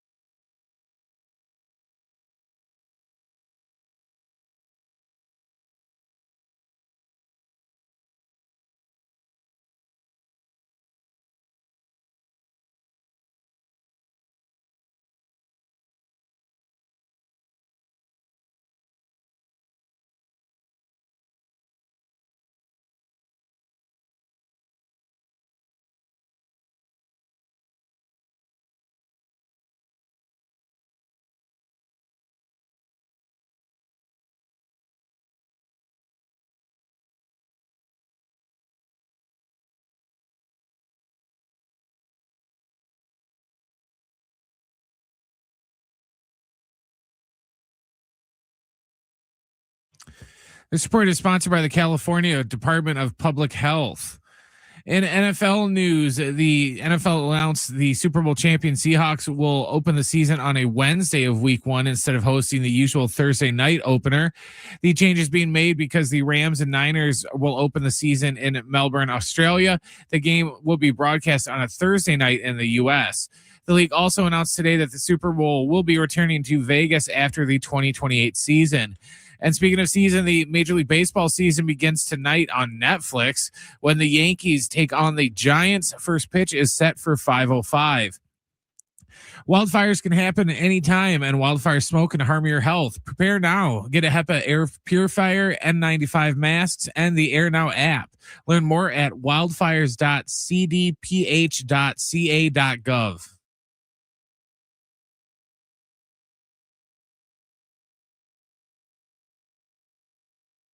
All right, back with you here on San Diego Sports 760.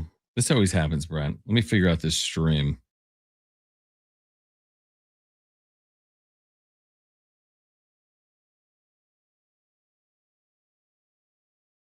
Change over the stream. All right, we're good. I have been given permission to let our listeners know we will have a major station announcement Monday at 2 p.m. So make sure to be here. We've got a big couple of shows coming up. We're going to be downtown tomorrow, 11 a.m. to 2 p.m., broadcasting live from Sidebar, getting you ready for opening day.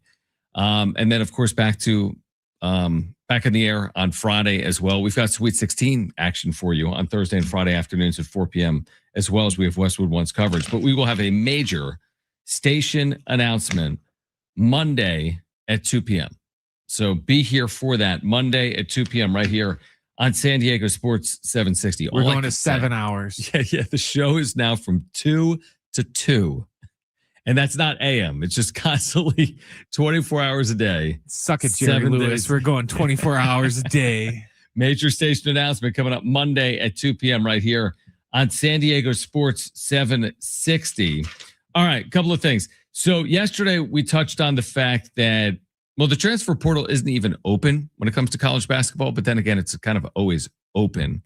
And players have already nationally expressed their intent to enter the portal. It's not technically open until the day after the national championship game, and that is in 12 days. A week from Monday is when the national championship game is. So it's the day after that. So I think the portal opens in 13 days, let's say. And yesterday we found out that BJ Davis, San Diego State standout junior guard, had a really good year. Had some big moments, big clutch shots. Mountain West semifinal win against New Mexico. His layup with 2 seconds left basically sealed it. Clutch three-pointer against Boise State in overtime, down 3 to extend the game out, and so on and so forth. So he has some very big moments and is a very good player. Well, his agency said that he intends to enter the transfer portal. The updated reporting on that, and this is where you need to be careful this time of year. Obviously players are going to enter the portal. This is happening everywhere, including at San Diego State. It's not stopping. It's only starting. You're going to see more names, presumably in the portal, because why not? Nobody's under contract. Why not go in the portal? Go see what your value is and then make a determination from there. But Mark Ziegler, who's covered the Aztecs for over a decade and has joined us on this show, I don't even know how many times, 50 times over the years. He tweeted out earlier today saying that BJ texted him this morning saying, and here's the quote, he's still considering staying. So again, everyone yesterday was jumping to conclusions, but there is no conclusion even from the player himself in BJ Davis, which goes back to my initial point, which is you're almost encouraged to enter the portal as a player, because if you don't do it, let's just use this as an example. If I work in sports radio and I could get out of my contract at any point, and once I did that, I could find out what my value is on the marketplace. Let's say all of a sudden I get a call from Baltimore, right? And name the city, Portland, Seattle, wherever. And they say, oh, we'll offer you twice that number to come to Seattle. Are you interested? Well, guess what? A lot of working professionals are interested if they can earn 2 times more or 3 or 4 or 5. But you're never going to know that if you're not, quote unquote, available. Like right now, I'm under contract. So I can't take a call from, Portland or Seattle. They can't offer me 2 or 3 times what I'm making. But what differs between what I do and what these players are doing in Division I athletics is there are no contracts. At the end of every year, they can go see their true market value. And that's the same as, if you're at San Diego State or if you're at North Carolina, you can hit the portal and you could even return. But in theory, with some of that leverage, you might get more money by returning. So let's just work in round numbers. If a player made $100,000 last year and then hits the portal and gets $300,000, well, that's why you hit the portal. Or let's say a player made $100,000 last year, goes in the portal, and then with a little bit more leverage comes back and says, you know what? I like where I am. I'll consider returning, but you got to give me a bump from 100 to 200 or 100 to 150. So they're not games. This is just this is how this process plays out. With all that being said, the odds of San Diego State having a player move on in the portal is unbelievably high. You want to know why? Because every program in the country has unbelievably high odds for a player to move on in the portal. North Carolina, which now has a head coaching vacancy, arguably the greatest job in modern college basketball history since Michael Jordan. Does anyone disagree with that it's arguably a top 2 job in the history of the last 50 years of college basketball? They lost players last year via the portal. Elliot Cadeau, star point guard, who had an amazing game against the Aztecs in Dayton last year, went to Michigan via the portal. So it happens at North Carolina. It happens at Michigan. It'll happen here. It's going to happen everywhere. You may not like it. You might not like the system, but it's just me saying that, I said this yesterday and Brent heard me say it. And some of our listeners that were here yesterday heard me say it. If you are going to pretend like every single time a player hits the portal, the sky is falling, there's going to be no more sky left. It'll have fallen. Like, you can't play that game. It's very Chicken Little-ish. Players will come, players will go, some will return, some will be acquired via the portal. It's just what it is. And guess what? When the season starts next year, they'll have a full roster. They're not going to be sitting there with 3 guys because the other 10 left. They're going to be like, oh no, what do we do now? They know more about their plan than we do. So you're going to have to trust in that. Yeah, it's like I said yesterday. Just because you enter the portal doesn't mean that you're going to leave. Magoon entered the portal last year. Point. He didn't leave. I think it's very similar to when they changed that rule in the NBA that said that you can come out for the draft, but as long as you don't hire an agent, you can go back. Because, it pretty much said you can go out and test the waters and then you can go back. It didn't mean, just because you said that you were going to go out and test the waters that you're 100% going to enter the draft or anything. It just meant that they're going to let you test the waters. And that's sort of what this is. It's just, you put your name out there and you just kind of test the waters to see what you have. It doesn't mean necessarily that you're going to leave. Yeah. And of course, also, Brent, like, it is like a two-way street where if you do enter the portal, you probably run the risk of the program you're leaving considering their options now. So all of a sudden, it's like what we've been talking about with the Padres. It's like if you didn't have Darvish, you'd say, well, I have Darvish's money, so now I could acquire Lucas Giolito. If you didn't have player X and he makes $200,000, I can use that $200,000 to go acquire the guard at XYZ school. So it is a two-way street. And listen, Brian Dutcher and his staff have been at this long enough to navigate it, right? I mean, they're going to have this under control. This isn't the first year of NIL. This is now played out for 4+ offseason. Like, this is played out. I remember when the Aztecs were going to the national championship game, and I think they were on the phone recruiting Reese Dixon-Waters, who was in the portal that weekend, who ultimately became, a terrific player here over the last 3 years. So they have it under control. One of the criticisms of like modern Kentucky basketball is like, we don't get to know the players. They're all one and dones under Coach Cal. That's just what the sport is now becoming. It's not one and done. It's not like everyone that plays at San Diego State plays here 1 year. Lamont Butler didn't. Keyshawn Johnson didn't. Nathan Mensah didn't. BJ Davis didn't. He spent the last 3 years here. Miles Bird didn't. He spent the last 4 years here. Reese Dixon-Waters. You get the point. I'm just saying you might get some more 2 and 3 year tenures at programs like San Diego State that used to have more 4-year tenures. You might get 3 or 4 year players that may be considered a 5th year here, spending their 5th year elsewhere. So it's changing. I don't deny that it's not changing. It's changing. Some programs are recycling every player every year. That has not yet been San Diego State. I'm not here to tell you that it's not possible, that they may not have to replace a large portion of the roster at some point, whether it's now or in the future. But even programs that have, Utah State, really good. They replaced their entire roster 2 years ago. New Mexico with Eric Olin, every player left. They had a very similar season to San Diego State. And there's other examples, obviously, nationally as well. So my point is, no matter what it is, whether you retain a lot or add a lot via the portal, I'd be surprised if we looked up this fall, Brent, and San Diego State wasn't picked to finish second in the new Pac-12, likely behind Gonzaga, no matter what happens, probably over the next, month plus. So we'll see.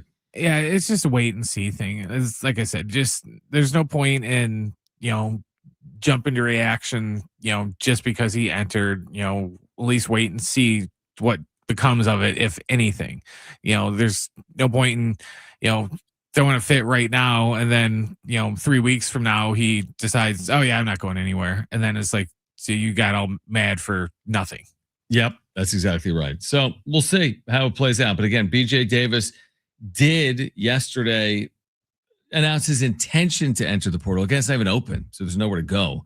But he's announced his intention, at least via his agency, to enter the portal. And we'll see what happens next with BJ Davis and the Aztecs. The Padres opening day roster has been officially set, and we will share it with you on the other side and give away Slightly Stupid tickets June 13th at Petco Park. We've got the Padres opening day roster for you. We'll share it with you next on San Diego Sports 760.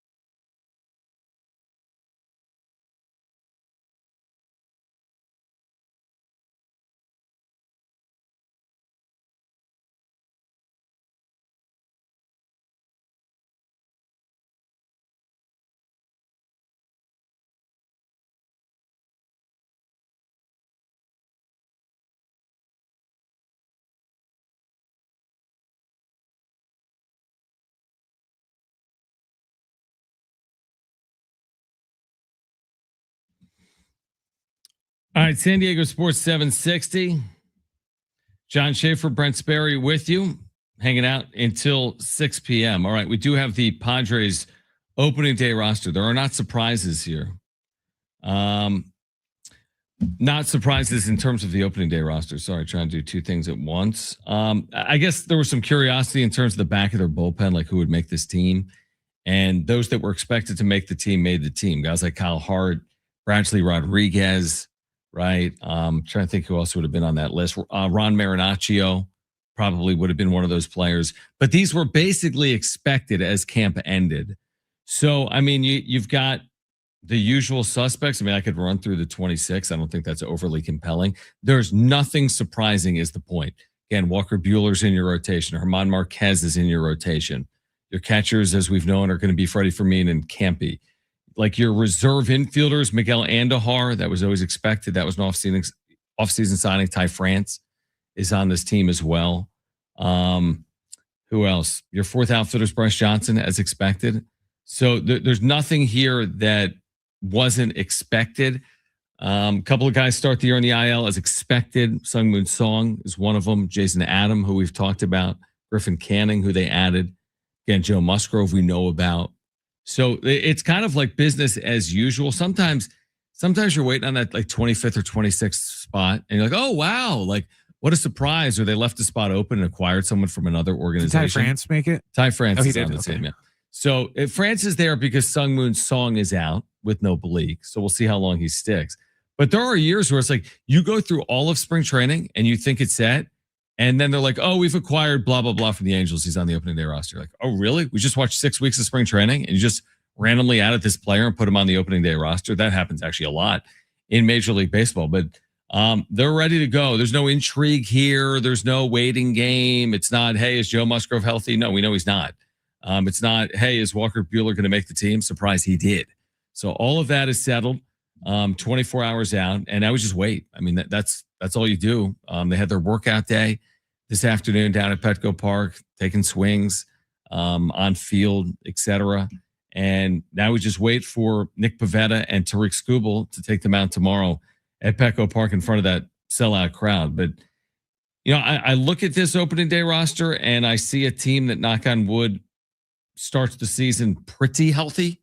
Again, not perfectly. Would I prefer to see Joe Musgrove here? Yeah, absolutely. Sungmoon Song is someone they added this offseason. You want to see him healthy. Jason Adam, I think he is healthy, but they're just going to start the year with him on the IL, I think, as a precaution, basically, because it's a long year coming off that Achilles. But again, the key cogs, the Toddies, the Machados, the Pavettas, even the Bogarts and the Merrills, these are the pieces that, you know, are hopefully healthy heading into the year. And they will go a long way in determining the success or failure, obviously, of this upcoming season. So that's encouraging. And then what sticks out is just like they really do have a deep bullpen that they're capable of running through in multiple ways. You're not going to have to run Mason Miller out there 3 straight days because you've got, you know, Adrian Morejon, for example, in your bullpen, or Jeremiah Estrada in your bullpen. The Bradley Rodriguez's, the David Morgans. Like, I think they really do have a great bullpen. They're going to have to prove it on field, obviously. But I think heading into the season, the bullpen remains a strength for the Padres. And the biggest question mark to me when I see it on paper, because I'm looking at it right in front of my face, is, again, I always said on paper it was going to sound good to say Pivetta and King and Musgrove and even Buehler. But now that I see it, and I know that King didn't have a good spring and was hurt last year, and Musgrove isn't on this opening day roster, and I see Walker Buehler and German Marquez, I mean, there's a lot to prove with this rotation for the Padres. Like Buehler last year, by and large, didn't pitch well. Doesn't mean he's not going to this year. German Marquez last year was awful. I mean, just flat out awful. Now he was coming back from Tommy John. So again, that to me is what's most glaring. The outfield, you tell me Jackson Merrill and Fernando Tatis Jr. and Ramon Laureano every day. Awesome. You know, your infield, and I see names like Nick Castellanos added to Manny Machado and Jake Cronenworth and Xander Bogaerts. Great. And Gavin Sheets. Sounds good to me. Freddie Fermin, great. They acquired him. They're high on him. Even the bench, I think I'm higher on the bench than I typically would be, because you've got, you know, pieces that I think are going to provide a little more pop than they had previously. Nick Castellanos comes to mind. Miguel Andujar comes to mind. Bryce Johnson, whatever, fourth outfielder, Luis Campusano, whatever, backup catcher. Hopefully they hit. But yeah, to me, I look at it now, all 26, and I say rotation is the true question. And if they can overcome that, it could be and hopefully will be a good year for the Padres. Now, you brought up Campy, so I'm going to bring up the question. Say he doesn't hit. Do they just deal with it since he's just going to be the backup to Fermin and just deal with it? Or do they send him down again, knowing that it's not really going to make that? He's at the point now to where he's not going to, sending him down isn't going to fix anything. I don't think. He's kind of like what who was it they had before they traded him to Milwaukee, to where whenever he was an infielder, I can't remember, whenever he was up, he couldn't hit. For Luis, Urias? Yes. Yeah. Because they sent him down to the AAA and he looked like Reggie Jackson. He was hitting like 380, but then as soon as they bring him up, he'd go like 2 for 50. That's right. Do you think we're going to be in a similar situation with Campy? Here's what I would say about Campy. I think that if it doesn't work, they're probably turning outside the organization, because there's probably some veteran catcher can do the same thing as someone that's not working, as opposed to turning internal. Like, they're certainly not going to be like, hey, Ethan Salas, get your bat and glove, and beyond that, they don't have a ton of depth at that position in their system. That's at least what Kevin has recently been telling us. I think with Campy, though, I give it a little more time than just a brief period. If it's not clicking for his first 20 at bats, give him another 30. Let's see 55 plate appearances, not 15. I would like to, because I feel like he didn't get a fair shake. 0 for 20, 0 for 21 last year. Again, does that sound good? No, it sounds terrible. But come on. I mean, you could also have a 3 for 3 game after that, and all of a sudden it looks a lot better. So he's got to get 50, 60, 70 plate appearances for me before I'm making some strong determination. And again, it goes back to some of the stuff we said. Their offense last year wasn't very good. He wasn't very good. Inevitably, he'll be better. Now he's going to have to be a lot better than 0 for 21, but we're not asking that much. All of a sudden, if he can hit 210 with a little bit of power after hitting literally nothing, like you hit 210 with a little bit of power, and I think you probably save your spot for most of the year. But that is an interesting point, because he's left a lot to be desired, obviously. And at some point, like, when is it time to just cut bait? And it might be sooner rather than later. But again, I got to give it beyond April for me. Like, I can't see a tweet that says, hey, the Padres have waived Luis Campusano after his 1 for 13 started. Like, he's 1 for 13, like, that's not, there's Manny Machado could start 1 for 13. Obviously anyone can. Well, then as a backup catcher, it'll probably take him a month and a half to get those at bats anyway. Yeah, well, that's true. I think Fermin will get the lion's share, obviously, but we do know backup catchers are going to play maybe twice a week. So I got to give him weeks. If you're playing twice a week, I need to see him out there for 5 or 6 weeks before I have any real feel for what Luis Campusano will or will not do for the Padres in 2026. All right. I did say we would give away the Slightly Stupid tickets this hour, so I'm a man of my word. Call right now if you want 2 free tickets to see Slightly Stupid, June 13th at Petco Park. Great giveaway. We've had tons of callers for these over the course of the week. If you want 2 free tickets, call right now. Caller 7, you are going. 877-767-4760. 2 free tickets to see Slightly Stupid, June 13th, Petco Park. 877-767-4760. Call right now if you want those 2 free tickets. Adam Silver, commissioner of the NBA, addressing tanking again. We've got the latest from Adam Silver on the other side, plus reaction to the Padres opening day roster, the latest on a potential sale of the franchise, and the wrap, all ahead on San Diego Sports 760. We're live on the iHeart Radio app.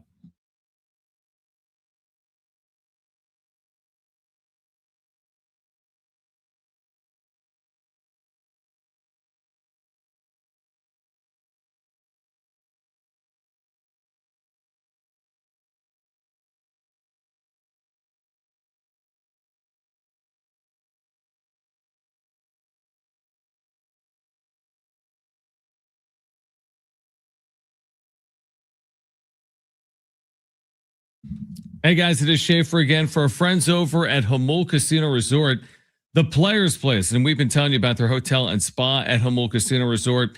You can experience elevated luxury with a refined hotel stay, rooftop relaxation, indulgent spa treatments, and all the excitement of Jamul Casino Resort seamlessly brought together in one unforgettable destination. You'll love it. Take your stay to the next level with exclusive hotel packages crafted for the ultimate escape. And while you're there, make sure to check out Jamul 23 with their lobster buffet each and every day. You can enjoy all-you-can-eat lobster every day, plus dozens of other delicious stations. Start your morning with their new signature breakfast buffet, Monday through Friday, 8 a.m. to 10:30 a.m., featuring made-to-order omelets, fresh fruit, sweet and savory favorites, and more. And you'll also love Tony Gwynn's Endless Dining and Thursday Buffet Tour of the Orient. Enjoy San Diego's favorite endless dining experience Wednesday through Sunday at Tony Gwynn's Sports Pub at the all-new Jamul Casino Resort, the Players Place.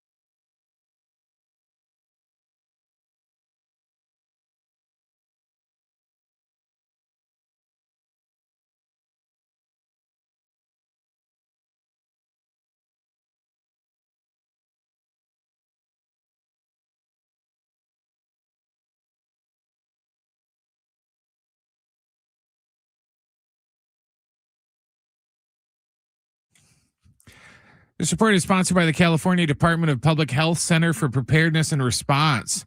The NFL announced today that the Super Bowl champion Seattle Seahawks will open the season on a Wednesday of week 1 instead of hosting the usual Thursday night opener. The change is being made because the Rams and the 49ers will open their season in Australia in a game that will be broadcast on a Thursday night here in the U.S. The league also announced that the Super Bowl will be returning to Vegas after the 2028 season. The Major League Baseball season begins tonight on Netflix. The Yankees will take on the Giants. First pitch is set for 5:05. Wildfires can happen anytime, and wildfire smoke can harm your health. Prepare now. Get a HEPA air purifier, N95 masks, and the Air Now app. Learn more at wildfires.cdph.ca.gov.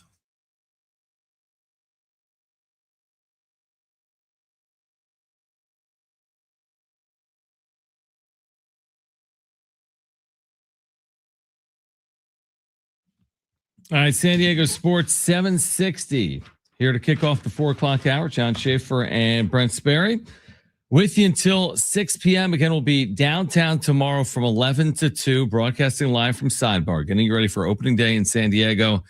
Again, first pitch around 1:10 tomorrow afternoon. Should be about an 80-degree day in America's finest city. And we'll be downtown again from 11 to 2. I'll be on the air from 12:30 to 2. Ben Fletcher, Sammy Long will be on from 11 to 12:30. And then tomorrow afternoon, we remind you we have Westwood One's coverage of the Sweet 16 beginning at 4 p.m. tomorrow. We have it again 4 p.m. on Friday. So be listening to Westwood One's coverage of the Sweet 16 beginning tomorrow right here on 760. All right, tons to get into, including Adam Silver's latest on tanking.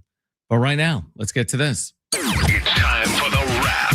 Presented by Sombrero Mexican Food. Check out their website at sombreromex.com. How much are you looking forward to seeing automatic balls and strikes tonight? I am interested in it. And it's actually less about tonight and more about when I get mad at my television some random Tuesday. Because there's so many instances in the, let's say, the last 5-6 years, just being on the radio, doing a show, which for however long I've been doing that here, right? Where like the whole show's premise is on bad umpiring, or like a whole inning is ruined based on one call. I still expect that to happen, by the way. There's only so many challenges. Is it 2, Brent? You keep them if you get them right. So 2 per team does not mean that every call will be properly called. There's still going to be moments where you're going to say, oh my gosh, they're out of challenges, and that was horrific. And there's also going to be moments where players challenge pitches and get them wrong, and therefore you're out of them. So I'm just interested to see how it plays out. But the whole idea that a plate umpire could completely determine like my blood pressure, I think that may change with automatic balls and strikes. And if there was one change I would make to it from day one, I would allow more challenges. I'm not saying 10, but 3+ to me seems appropriate for a 9-inning game for each team.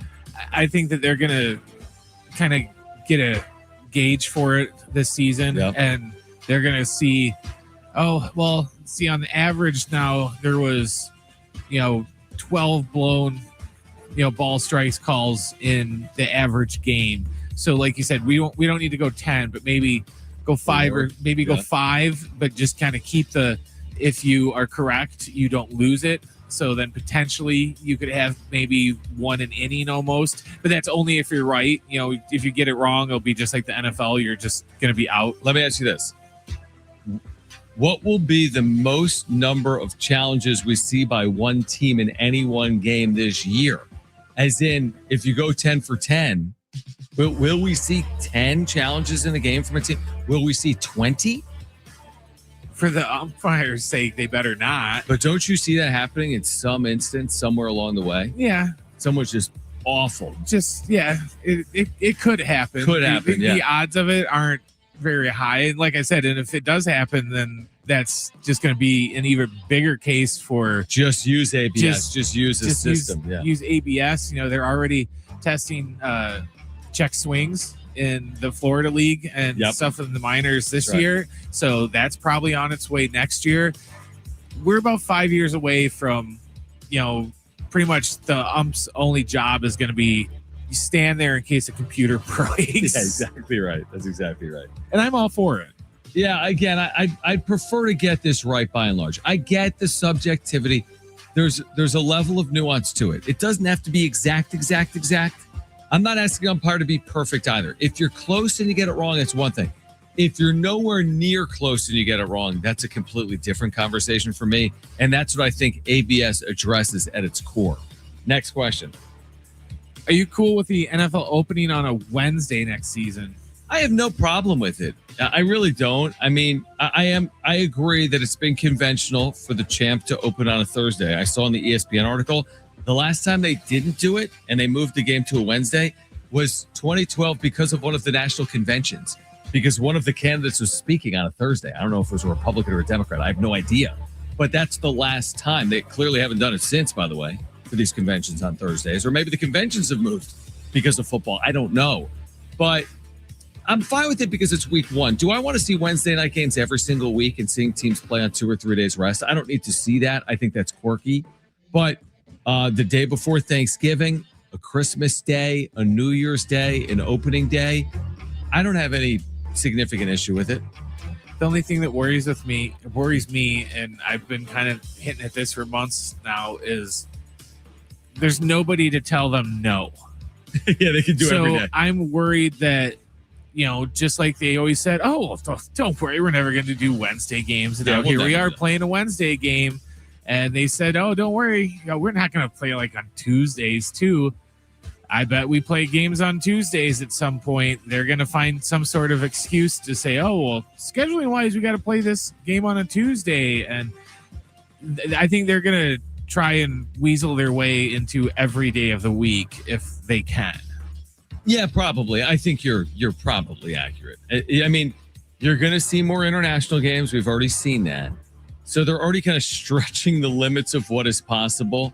And I don't see how you like put that back in the box, so to speak. So I would agree with that. But specifically to a Wednesday opener with the Seahawks, people will just be excited. It's September. You haven't seen the NFL for 7-8 months or whatever it is. I think people will be very excited to see the Seahawks that Wednesday night. Next question.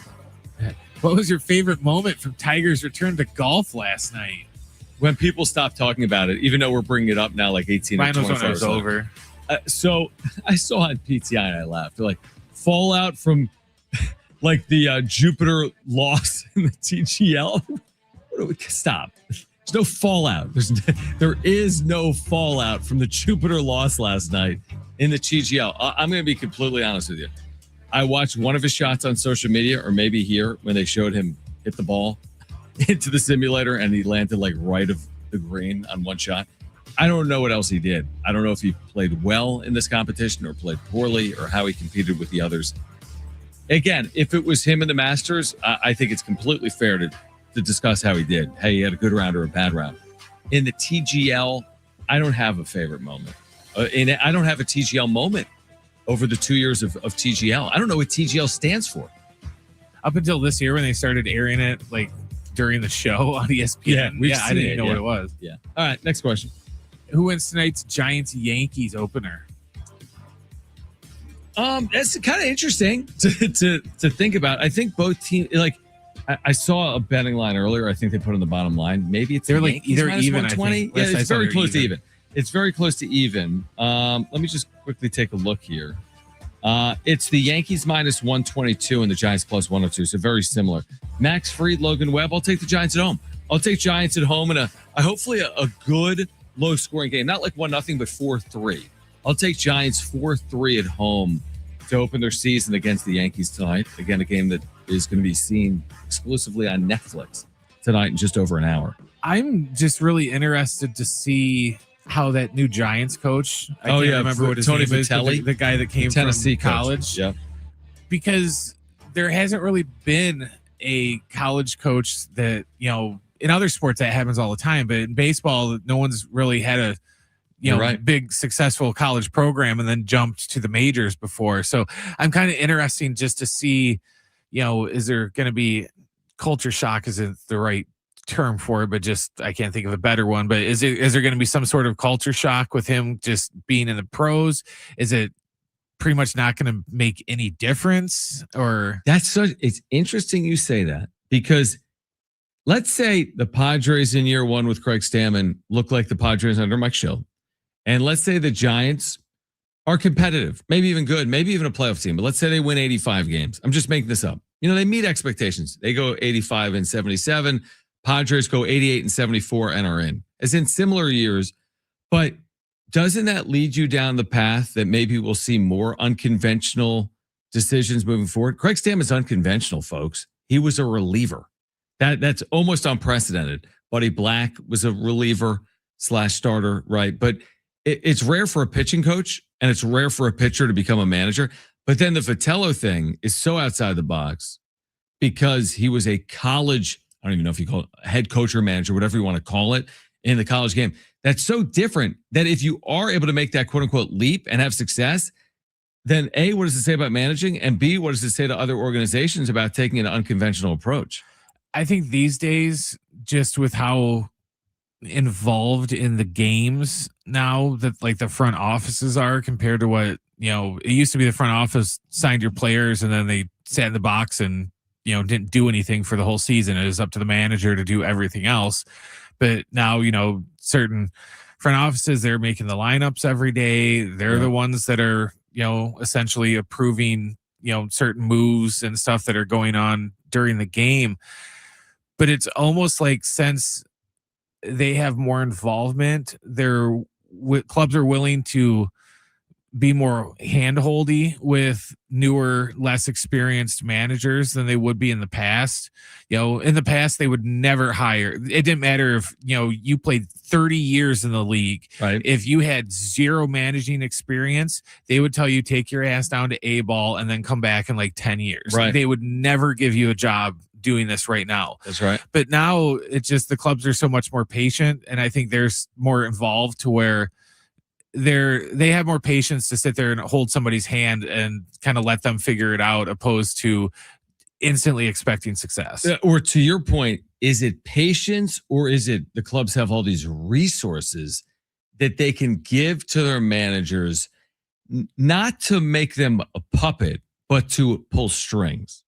So they can pull more strings. For example, and we'll actually get into this on the other side, has Craig Stammen come up with his opening day lineup or not? Or is it even Craig Stammen that comes up with it? But there are organizations in baseball where the lineup is spit out by the front office. It's based on, hey, left-right matchup, what these other teams' bullpens look like, what's available to their bench. Yeah, what the computer's up. What's going to maximize our run output tonight? Not what you think, Craig. Like, hey, I talked to Crony. He wants to hit second. Well, great. The computer says that's the worst combination for, you know what I mean? I got a hunch. Yeah. So I do think that, listen, I really believe managers have value. I truly believe it. And I think a lot of the value is outside the white lines, again, just managing personalities and the team. And I do think there's value in a game. I mean, it's unmistakable.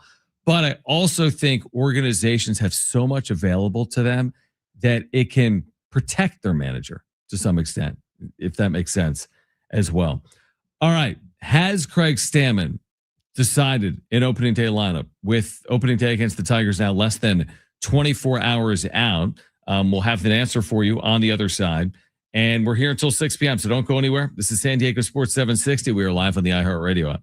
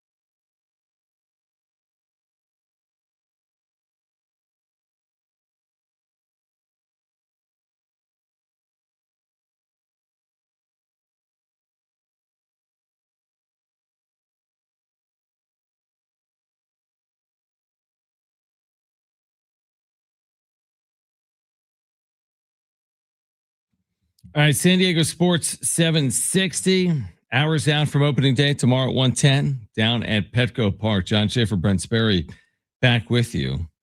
On cue, Brent, I see a tweet from a sports media reporter, Andrew Marchand, who says Netflix leading the league in promotions about other shows on the pregame so far. So that was on cue.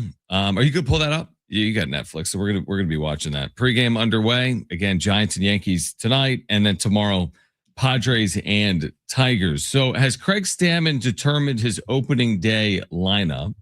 Is a fair question since the game is tomorrow. And this is from AJ Cassavell, MLB.com. A direct quote from Stammen. He says, "I won't have a set lineup. Maybe we get going into the season. It's like this is how we score runs the best. That may be what it's like, but at least at the beginning." We're going to try new things, try different things, and we'll see what shakes out the best. Interesting. And the reason I say interesting. What different things is he going to try scoring runs? Right. It's like, remember what he said? Like, our goal is going to be to score the most runs possible. I think that's just the goal of baseball teams in general. And it's just the point of sports. Like, I bet the Pistons side are saying we're going to score the most points we can score against the Hawks. But why I say it's interesting is he used the word we in there. He said, this is how maybe we get going into the season. It's like, this is how we score runs the best. But that's not my point here. That may be what it's like, but at least at the beginning, we're going to try new things. We're going to try new things. He's saying the team is or he is. And my guess is it's going to be some groupthink. I don't think it's just Craig Stammen throwing stuff against the wall to see if it sticks. Would be my guess. As a first-year manager, I don't think he has full authority to just be like, hey, just write it out, man. Whatever you think, dude. We're on board. No, that's not how I think it's going to play out, truthfully. And again, you've got these large bloated front offices with analytic departments everywhere. And you've got a first-year manager. I think there's some groupthink to it. Now, I've stated before, this was one of my points last year, that it's like the whole reshuffling the chairs in the Titanic theory. Changing the lineup alone doesn't take an offense from bad to good. I do think it can take a lineup or can take an offense and make it go from good to better or bad to better than bad or great to really great. So yeah, I understand the value of it. I mean, there's real value. But, if Tatis leads off or if he hits third, I don't know the true value of that. I mean, again, analytically speaking, there probably is a true value one way or the other.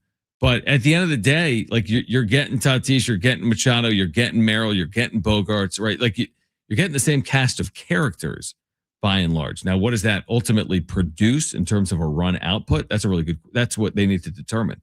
What puts their team in a position to score the most runs is something that needs to be determined. It's easy to say, hey, we're going to try to score the most runs possible. Great. But what does it take to actually do that? And they don't have to have one set lineup. Like they could score 7 runs against Tariq Skubal. They don't have to have the exact same lineup the next day. There's all kinds of factors at play, including if the starting pitcher is a lefty or a righty, for example. But this is always a big topic of conversation. We spent a lot of time on lineup construction with Mike Schilt, a lot of time. Specifically last year, where they're 28th in home runs hit. Do I think if the Padres had different lineups more often under Mike Schilt, they're better than 28th in home runs hit? No.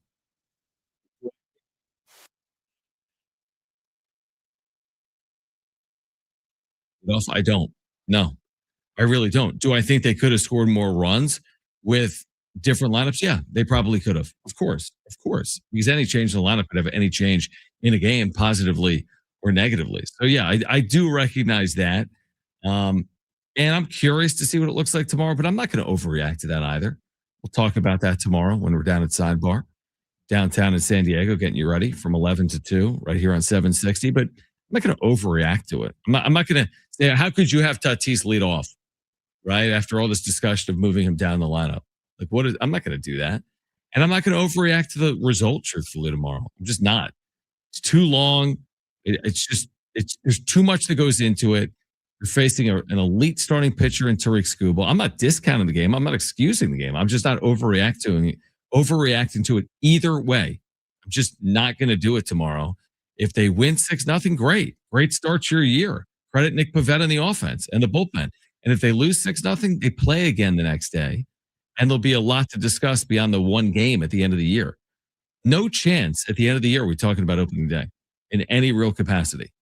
Probably, barring something unforeseen. There's very little chance we're talking about opening day when the regular season comes to an end here in 2026. But yeah, I'm fascinated. It's an amazing time of year. It is. If you're a sports fan, I think it was Mike Schilt that called pitchers and catchers reporting or a top 5 sports day. I disagree, but I do agree that opening day is a top 5 sports day. Right, Brent? I mean, a clear top 5 sports day.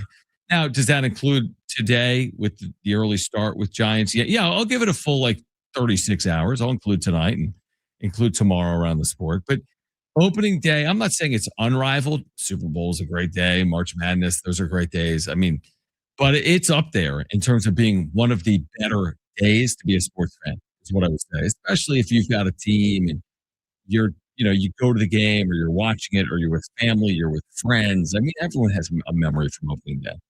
A lot of people have an opening day memory, and hopefully more are made tomorrow down at Petco Park. So I'm really looking forward to it. Again, we're broadcasting live from Sidebar from 11 to 2 tomorrow right here on San Diego Sports 760. And then, of course, we have, again, our coverage of the Sweet 16 beginning at 4 p.m. tomorrow right here on San Diego Sports 760. All right, so we'll keep one eye on opening night in San Francisco between the Giants and the Yankees. That'll get underway within the hour. In addition, Adam Silver has a lot to say about tanking, which has been playing out in the NBA for well over a decade. How will the league address it? Will they address it at all heading into the upcoming draft year in June of 2026? Adam Silver has the latest, and we will discuss that coming up on the other side. And again, we're here until 6 p.m. getting you ready for Padres opening day tomorrow at 1:10 from Petco Park. Tonight, opening night in Major League Baseball between the Giants and the Yankees. What a scene this is. We're actually watching it right now on Netflix. All the kayaks out in the bay. Yeah. They're all Netflix kayaks. They must have gave them because that's why they're all red and they all have a Netflix N on the in front of them. Nobody knows promotion more than Netflix. They really know promotion. And this is the first ever MLB broadcast. And we're all getting hooked into it. I am. I'm more excited for tomorrow, obviously, with the Padres. But listen, it's the start of the baseball season, and it's on a new network, and it's a one-off. And yeah, I'm looking at it right now. And look at this day, by the way, in San Francisco. It's spectacular. That's beautiful. Spectacular day in San Francisco. All right, we'll step aside. The latest from Adam Silver on the NBA's plans to curb tanking as we get you ready for tomorrow at Petco and tonight in San Francisco. Opening week of Major League Baseball. Stay with us on San Diego Sports 760. We're live on the iHeart Radio app.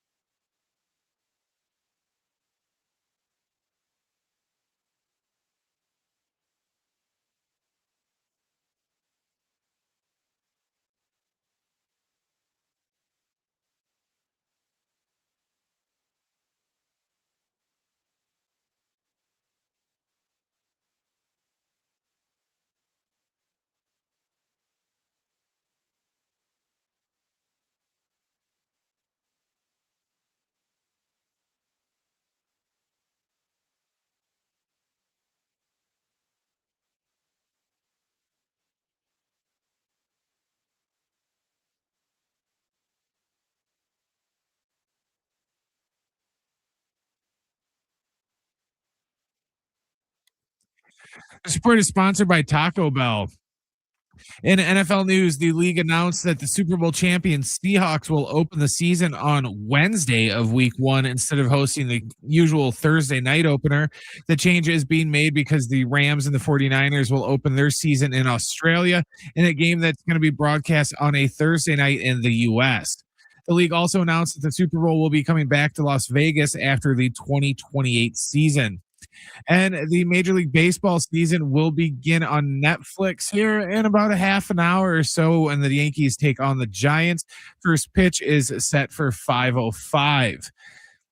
New crispy chicken crunch wrap sliders at Taco Bell with all the white meat nuggets and your choice of creamy chipotle or jalapeno honey mustard inside. Once a snack, more's a meal at participating U.S. Taco Bell locations for a limited time while supplies last.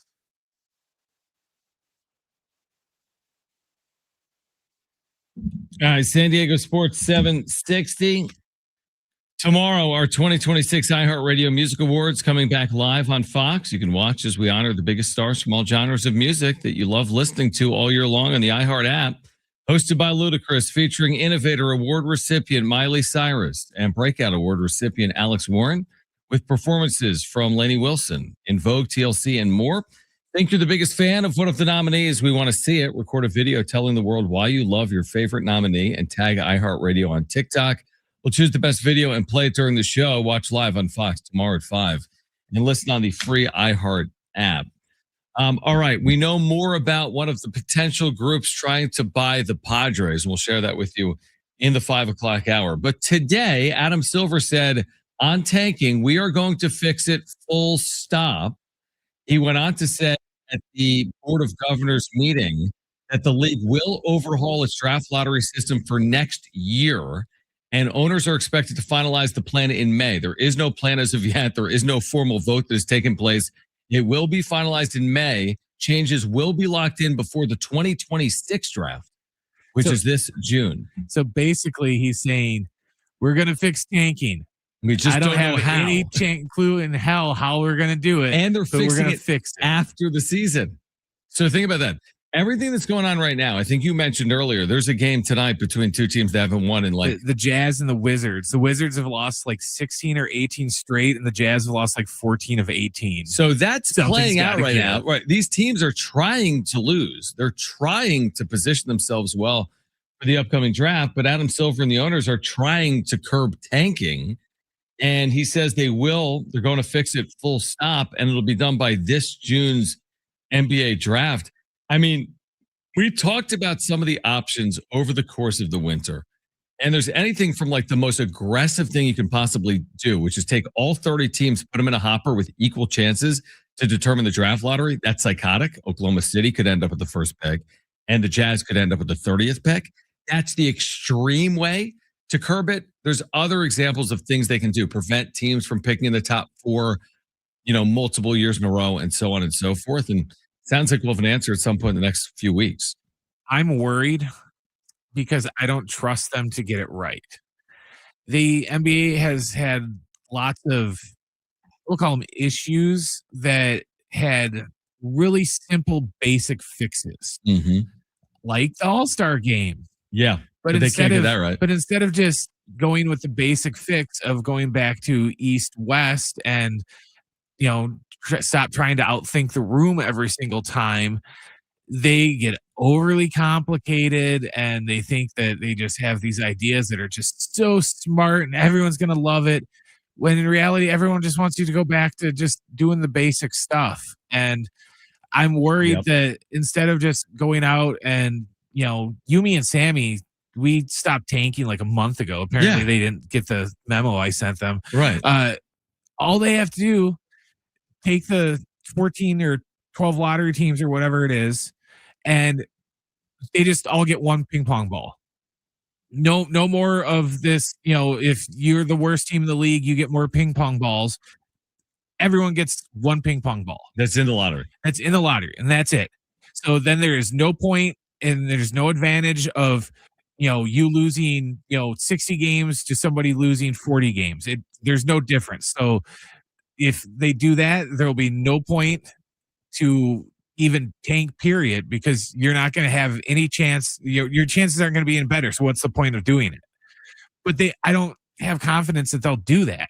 I think that they'll come up with some idea that they think is going to be, super cute and everything else, but it's going to be something that's just like nobody asked for, and it's not going to fix the solution, but they're going to think it's going to be just like the greatest idea ever. Yeah, I'm curious. You're right. I mean, they could certainly come up with bad idea. Oh yeah. I'm confident they can do that. They can come up with something that might be a really bad idea. I don't know if it's going to make the situation worse or not. This, by the way, coming on the same day that the NBA did vote in favor of mulling expansion. Does not mean they've approved expansion. That will play out in the, who knows, months ahead. It could be more than that. And they need to change that term because that sounds so negative. When I first read that headline, I was like, what? They shot it down? I was like, oh, okay, that's a good thing. They're exploring expansion in both Seattle. I almost said San Diego. Just mole sounds like it does. But they're going to explore Vegas and Seattle. Why are they exploring it? One word, money. These expansions will command 7 to 10 billion per. So where does that money go, John and Brent? To the other owners. So when you look at it like that, because here on one hand, by adding 2 teams, you're taking away the equity of the TV deal and splitting it more ways. So right now you have 30 teams. I'm making it up. They have this crazy TV deal, right? This billions. I think $11 billion deal was what they signed for, I don't know the period of time, but the NBC deal with Amazon, look that up, Ryan. He is somewhere in the neighborhood of the total terms are like, is it 11 a year? It's 80 billion overall. It's 11 years running from, it's 11 years, 36 seasons is worth approximately $76 billion. So $76 billion. But here's the thing. That's split right now among 30 teams. Add 2 more teams, there's more cooks in the kitchen.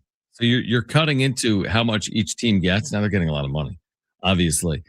But how do you say no if you're the current ownership groups to a $10 billion expansion fee per team?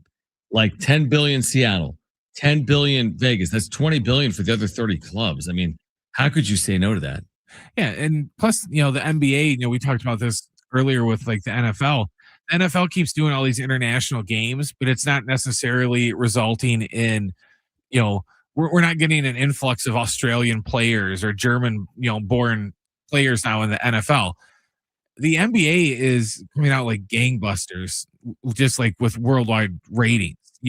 They get like, it's the most popular sport in China and all these other places, to where you see it resonating. Because look at all the Europeans that are in the league, and look at all the, just non-Americans that are in the league now, where them going and, doing things internationally, it's paid off for them.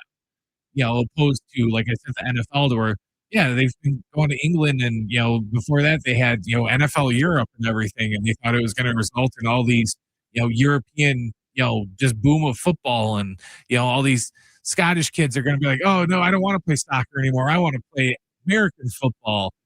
We're not seeing it though, but basketball, we are seeing it. So I think they'll sign the dotted line to approve the expansion in a heartbeat, just because, they're making a lot of money with TV deal in America, but then you throw in the international numbers too, and it's more. It's more. The thing that does kind of like, from like a San Diego perspective, I was going to say what kind of sucks, but which is kind of unfortunate. And it's neither here nor there. It's like crying over spilled milk. But the last time the NHL expanded, it expanded to Seattle and Las Vegas. The last time the NBA expanded, if this happens, is Seattle and Las Vegas. And here we are in the West with similarities to Seattle and Las Vegas in terms of not having those leagues in our city. We all understand the dynamics at play. I mean, Las Vegas has arenas on arenas on arenas, first of all. And Seattle does too. They invested in it. Key Arena, which had the Sonics, then lost them. They spent $1 zillion on, put the Kraken in there. That's where the Sonics presumably will be as well. And it's just, they're not even, it's not like this is a conversation where like San Diego finished third. No, San Diego's not even on the list. No arena. You got an amazing college basketball arena at Viejas. You've got the aging building, Pachanga in the Midway. You've got Front Wave in Oceanside. That's obviously not an NBA arena, but it's just not even getting considered. You're adding professional sports franchises in the West, like in our proximity. Like we're a stone's throw from Vegas, and we're more than a stone's throw from Seattle, but we're in the same time zone, obviously. Down fact, and you can't even get in consideration because your city is nowhere near prepared, unfortunately, to add one of the big four franchise, leagues. Unfortunately, it is what it is. I'm not telling you anything you don't already know. It's just, I guess, frustrating. I mean, if you do what we do for a living, if you're listening each and every day, you're a sports fan. So to not even have the opportunity to add those, it's just frustrating. I do think it's kind of hilarious how if you go back even like 10 years, 15 years from now, if you even suggested that there would be any professional sports team in Las Vegas, you would get laughed out of the room. Right. Yeah. Because, you can't have any professional sport in Vegas because the corruption is just so much that, oh, God, you don't even bring that up. It's not going to happen. And now it's just like every league is like, we got to get into Vegas. Baseball, with Oakland, not anymore. Oakland / wherever they are. the Athletics. The Athletics are going there. The Raiders went there. What's the NHL Golden Knights.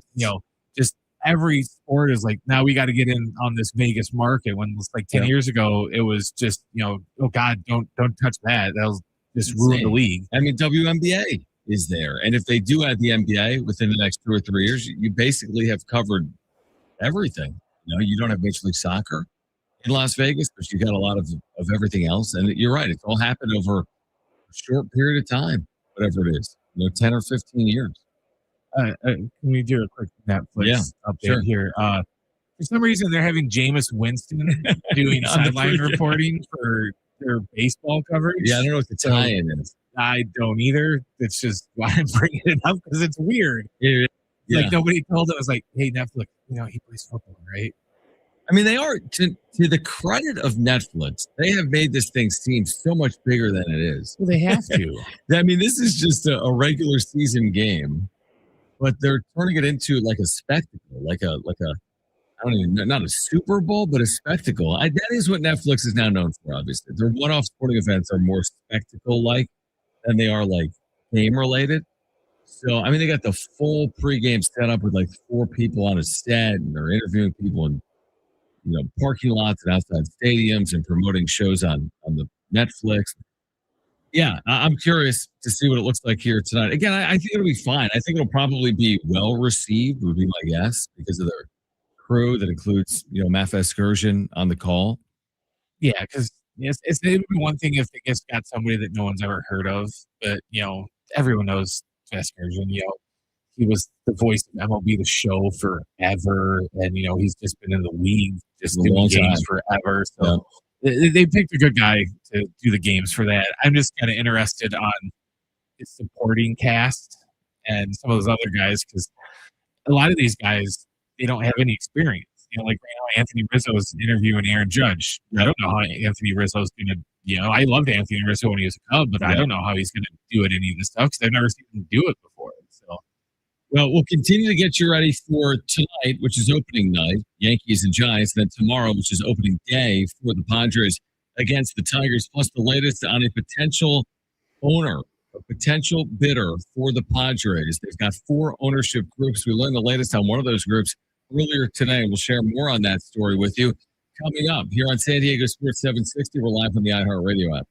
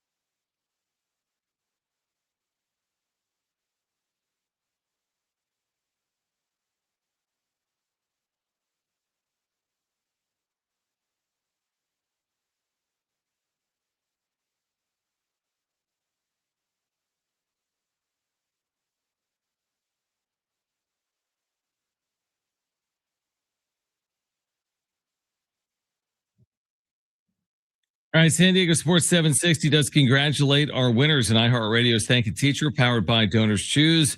There's still time to donate to a classroom project, and your donation will be matched by Donors Choose. Help us say thank you to the educators shaping our future now at iHeartRadio.com/teachers. That's iHeartRadio.com/teachers. All right, so a lot going on, I would say, today involving the Padres. For example, if you missed it earlier, Darvish was officially placed on the restricted list. That frees up dollars potentially for the team to address some of their starting pitching needs. You might be saying, John, what are you talking about? The season starts tomorrow. Well, it still frees up dollars to address some of their starting pitching needs. A key starter is still on the market in Lucas Giolito, for example, who's been holding out for an opportunity. And Darvish is set to make, I think, $18 million this year, somewhere in that neighborhood. So maybe some dollars that can be potentially allocated because of the situation with Darvish. The other story that we followed here today, the reporting came from Dennis Lynn at The Athletic, is that Detroit Pistons owner Tom Gores is leading one of the Final Four groups bidding on the Padres, and that this team may end up selling for more than $3.5 billion. On one hand, it's encouraging. You've got all these groups in to potentially land the Padres at this record price. On the other hand, we brought up specifically with Tom Gores. Well, first of all, since he's owned the Pistons in 2011, Brent, you know how many combined playoff wins they have? Zero. Zero. Now, that could change very quickly, like in weeks, but they have zero. Well, it depends on Cade Cunningham's collapse long. That's exactly right. But he also, I mean, some people aren't going to look at this as the most fun part of the story, is he is a 27% owner of the Los Angeles Chargers, which is, it's not 0.1%. He owns 27% of the franchise, which in NFL terms, I mean, what does that even equate to? Billions. Because if the Chargers are worth 5, 6, 7, 8 billion, I mean, it's billions of dollars.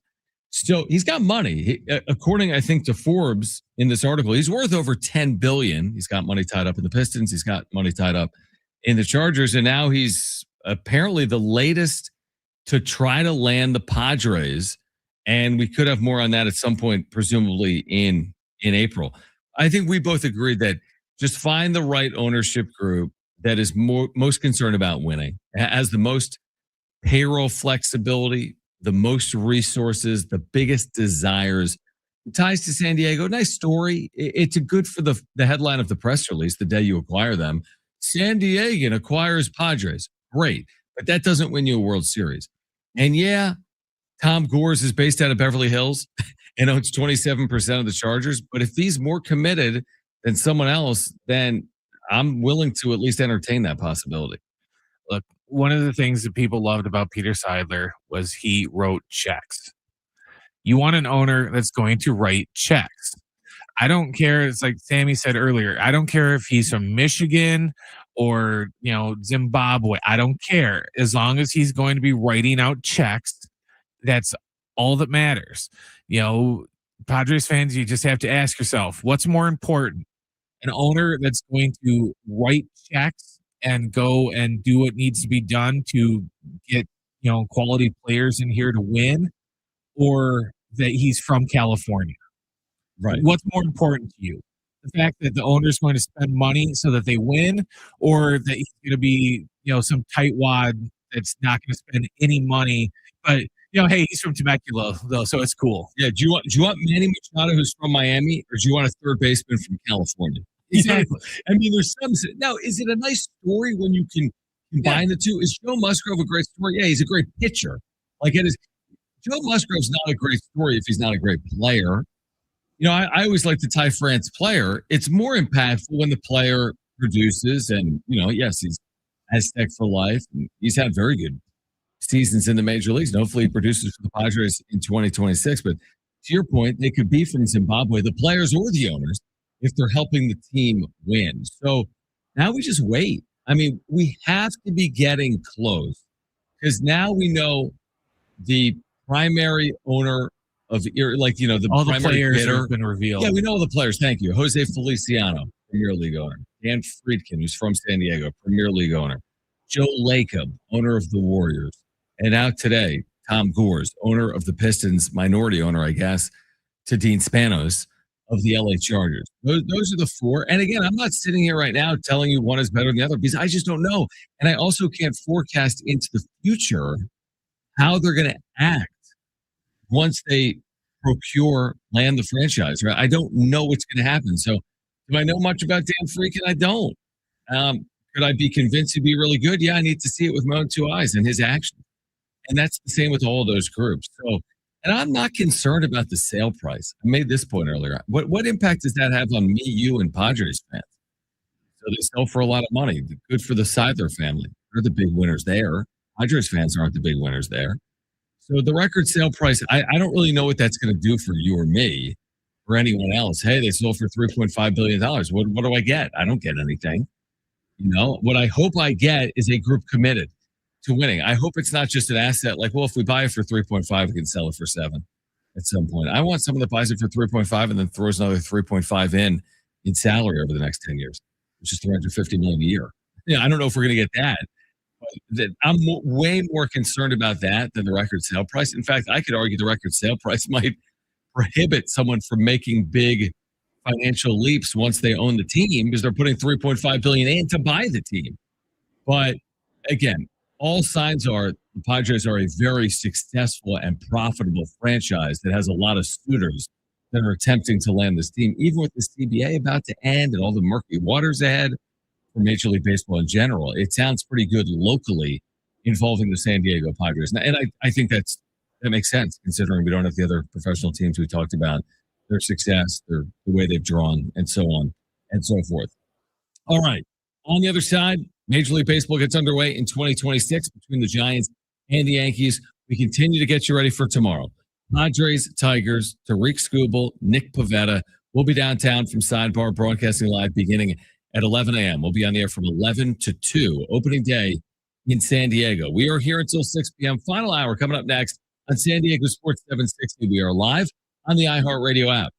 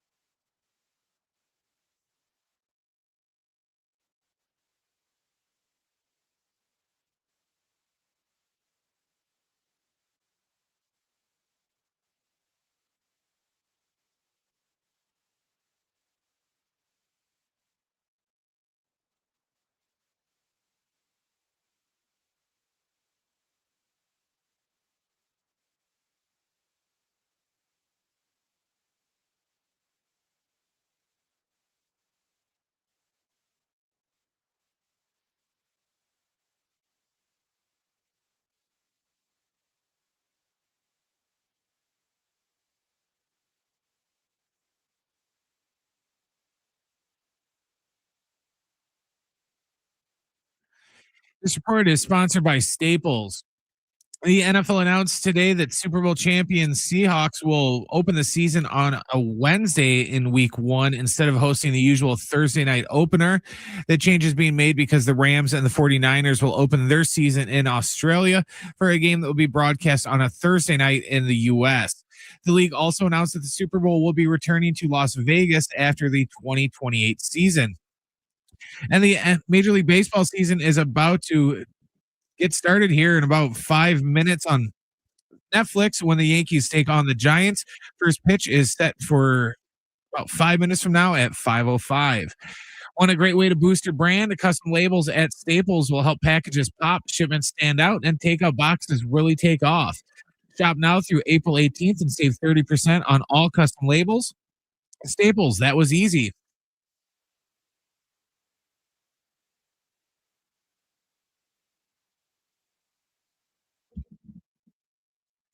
All right, San Diego Sports 760 for a final hour here on this Wednesday afternoon. Again, opening day is tomorrow. We're broadcasting live from 11 to 2. Sidebar. And Fletcher Sammy Long from 11 to 12:30. I'll be on the air from 12:30 until 2. And if you missed it earlier, we will have a station announcement, a station programming announcement Monday at 2 p.m. So a significant announcement. And I hope each of you are here on Monday afternoon at 2 p.m. So be with us. Monday at 2 p.m., a significant station programming announcement coming up on San Diego Sports 760. All right. So again, tomorrow is the big day, opening day for the Padres. My attention is now squarely on this Netflix broadcast tonight with the Giants and the Yankees getting underway. The true opener of the season. This is a standalone game. This is what Netflix likes to do. They didn't want just a game. 7 other games being played the same night. They wanted a standalone game. There's not a lot of standalone games in baseball, correct? All-star game. There are some playoff games, obviously like the World Series or a championship series, but in the regular season, you don't get a lot of standalone one-off games, but you do tonight. We've seen it a little more recently because of the Field of Dreams game they do every year. What was the other one that they did besides Field of Dreams? Little League game at Williamsport. Yeah, maybe. But but they've kind of started to branch out and do more like niche games and stuff, more like theme game stuff. So they are kind of branching out a little bit. There is, and this is an intriguing baseball matchup. This isn't just some random matchup. Giants, their history going back forever ago into New York, and then of course the Yankees, this dominant franchise. And I mean, listen, as we head into the season, we've talked a lot about like expectations for the Padres, obviously, but it's not solely about the Padres don't operate in a vacuum. So let me explain what I mean by that. The Padres winning 89 games sounds good until other teams in the National League have more than that. Right? Like until all of a sudden 89 buys you the last spot in the playoffs. And maybe you're on the outside looking in. There are years where the American League is better than the National League. There's years where the NL is better than the AL. There have been years where halfway you think it's stretch for 83 or 84 gets you in, but ultimately you need 88 or 89. So when you play in a division specifically like the Padres play in, there's a lot of concern about the rest of the division. Right? You're not in the NL Central.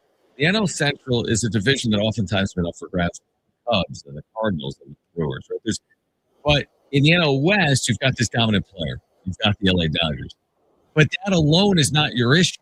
Historically speaking, the San Francisco Giants have been a massive problem to the San Diego Padres. The Giants are invested.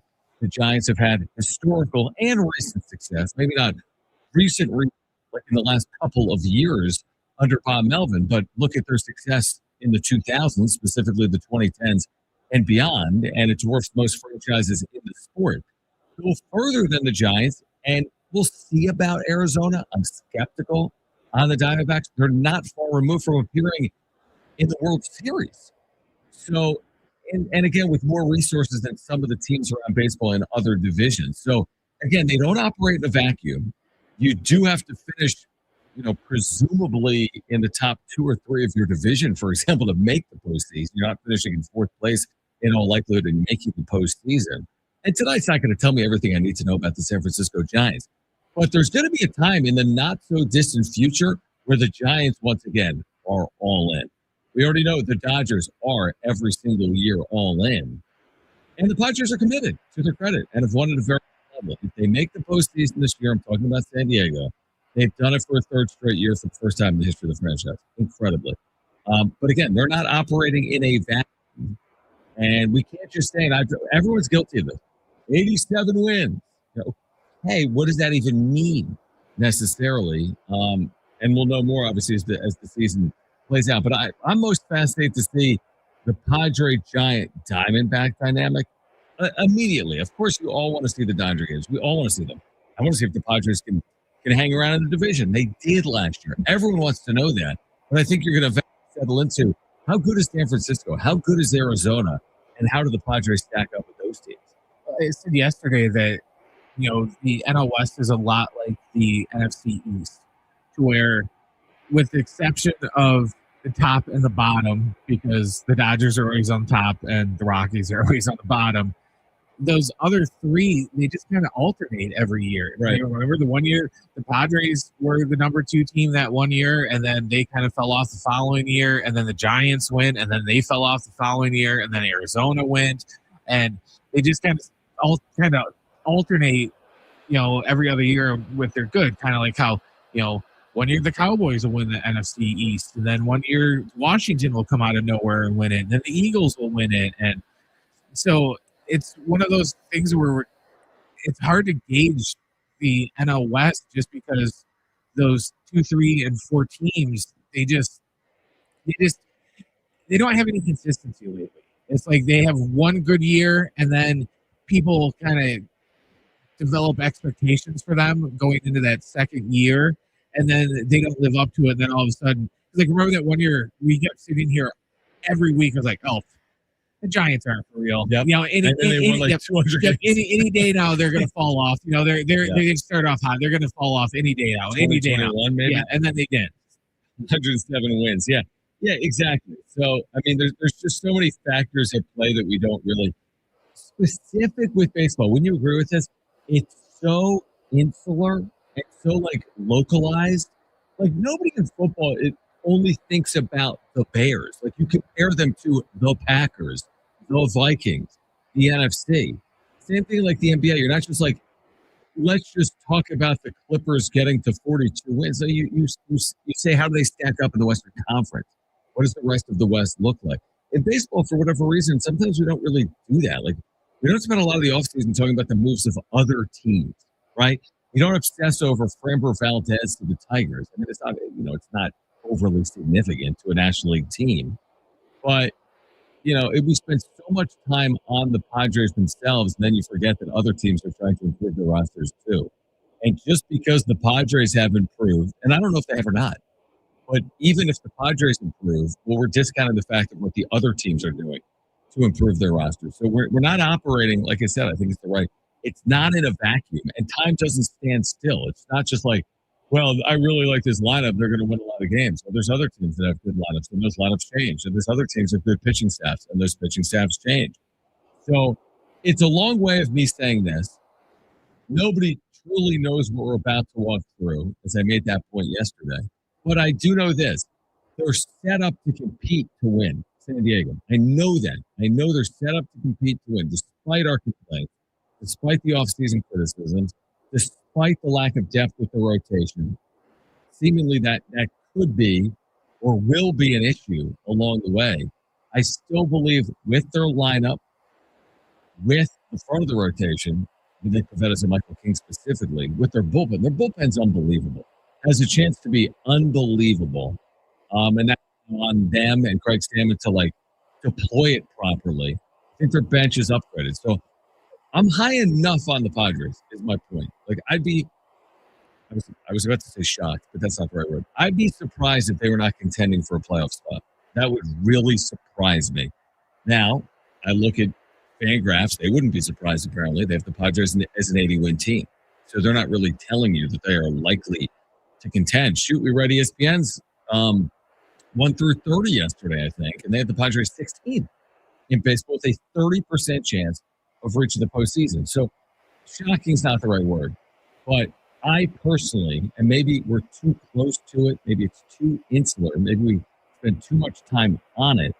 I just personally believe that it would be a surprise if they weren't competing for a playoff spot with 10 days to play in the regular season. That would very much surprise me. But crazier things have happened. But if crazier things have happened, then maybe they're competing for division too. That also is a little bit outside of the realm of possibility heading into the year. What is happening right now on Netflix? For starters, they're taking a page out of the NBA's book of saying, "Hey, everyone, tip-off is at 5:15," and no, it's not. They're lying to us. Tip's going to be at 5:30. First pitch was supposed to be 5 minutes ago. They're still doing starting lineups. The introduction has been kind of cool. They brought, for the Yankees, they had 2 New York City cabs parked in the dugout, and then they had the players walking between the cabs. And for the Giants, they have all the players coming out of a trolley car. So that's kind of neat, but like I said, they're a little late.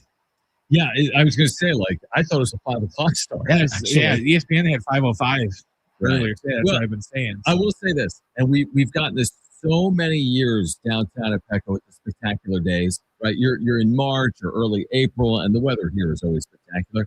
It's not always spectacular, obviously, in the Bay. This is a perfect night for baseball. Like, this is a great display of Major League Baseball to start the season. The blue skies, a setting sun, the classic uniforms, by the way, Yankees and Giants, a full house, obviously, because it's opening day in San Francisco. So it's a great scene. It really is a spectacular scene to kick off the Major League Baseball season. And this goes back to something we said 3 hours ago, Brent. People will obsess over tonight. They'll obsess over tomorrow. But what matters is the next days. This does not matter. Yes, it matters, but it does not matter, if you know what I mean. This is one of 162.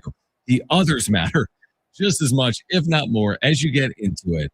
But people will overreact to tonight, right? If the Giants are back. How about Tony Vitello as a manager? What a move he made in the 8th inning there. Or the Yankees, wow, Aaron Judge homered again, right? Is he set to be American League MVP once again? It's just, oh my God, to rise to the home run, the Padres blew it. Exactly. So you're going to get everything under the sun is my point here today. But what really matters is what comes on the Tony Gwynn opening days, I would say, the day to follow for these teams here in 2026. All right, good stuff. Looking forward to the season getting underway tonight, again, between the Giants and the Yankees. Then tomorrow afternoon on San Diego Sports 760, we'll be broadcasting from Sidebar downtown. Also tomorrow on 760, we'll get into this on the other side. Sweet 16 action kicks off. Westwood wants coverage of the Sweet 16 renewing tomorrow at 4. And then we've got more coverage for you. The other Sweet 16 games coming up Friday, also at 4 on San Diego Sports 760. So the storylines and what's on the line, who's still alive in the hunt for a 2026 national title in college basketball. The latest on B.J. Davis. Does he intend to enter the portal or not? There's recent reporting from Mark Ziegler on that, plus Brent's back page is ahead as well. All right, stay with us. This is San Diego Sports 760. We're live on the iHeart Radio app.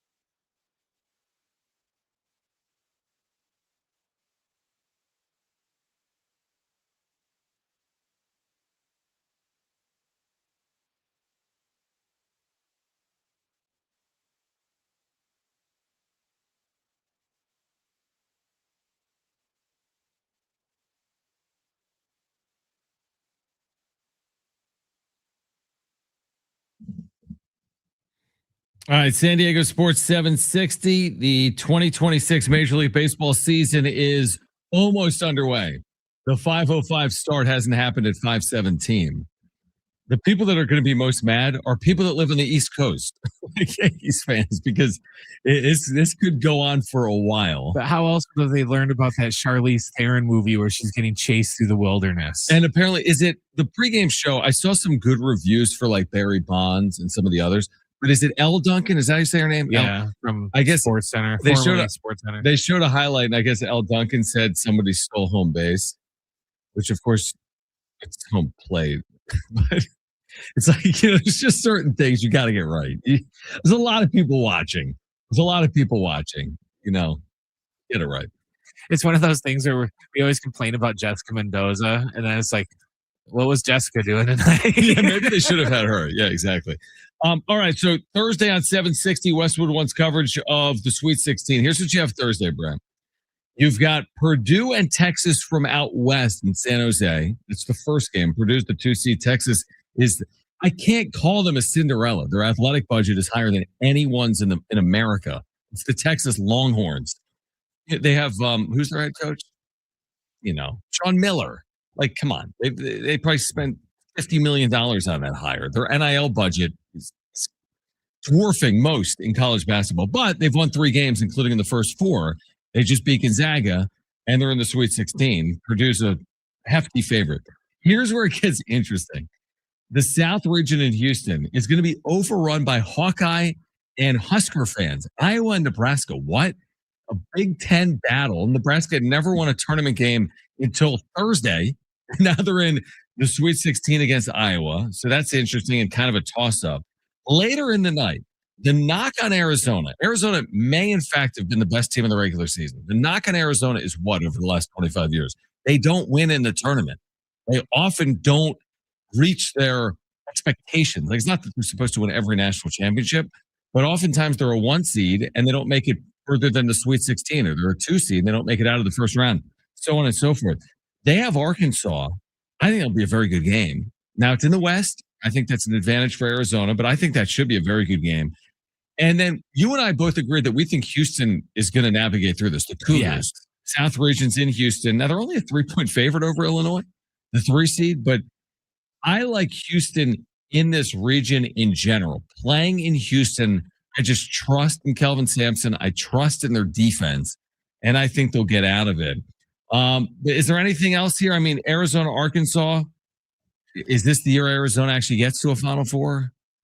I'm kind of interested in St. John's Duke. Okay, so honestly, yes, I'm glad you mentioned just because I'm a giant Duke hater, so they can play, St. John's Community College, and I'd be like, okay, community college. I'm glad you mentioned it. So Friday, Sweet 16, you talk about a matchup in DC, St. John's and Duke. Come on, with Rick Pitino and then John Shire with Duke and the Blue. I mean, that's a great matchup. Duke, of course, is going to be a favorite. Then we get Michigan and Alabama in the Midwest. I think that's intriguing. Michigan and Alabama. The nightcaps on Friday, UConn and Michigan State. That's intriguing. And that's in the East region, also in Washington, D.C. And then in the Midwest, Iowa State and Tennessee. The UConn Michigan State, for me personally, it's interesting because it's like my 2 most hated coaches in college basketball going you up got against Hurley, each other. You got Izzo. Yeah. I mean, you got some. Think about the East region, Brent. You've got Hurley, Izzo, Pitino, even John Shire. I mean, the guy's already coached in a Final Four, and is probably going to coach another few over the next 10 years, maybe even as soon as this year. So that's got a lot of intrigue. Now, do I miss a true Cinderella in the Sweet 16? Maybe. I mean, I'd probably prefer to have one. Like Texas, to me, no, not a Cinderella. If Texas makes the Final Four, it's not a Cinderella. I would just say, well, I guess they underperformed in the regular season. They've invested to win at a high level in college basketball. The Nebraska story, I don't need an Indiana college football playing out in college basketball. Please no. I do not need Nebraska with its 0 tournament wins winning the NCAA title. Would you agree with that? I don't need that. I can't allow that to happen under my watch in terms of watching this. They'll abolish NIL if that happens. Seriously, they will need to. They will need to. And I'm trying to see, are 3 1 seeds still alive? Arizona is still alive. Who else is still alive? Duke is a 1 seed, is still alive, and Michigan is a 1 seed, is still alive. The only one out is Florida, upset by Iowa, who will play Nebraska again in the Sweet 16. Every game you can listen to right here on San Diego Sports 760, beginning at 4 p.m. Again, 4 p.m. Is when our coverage will start on San Diego Sports 760 on Thursday and Friday.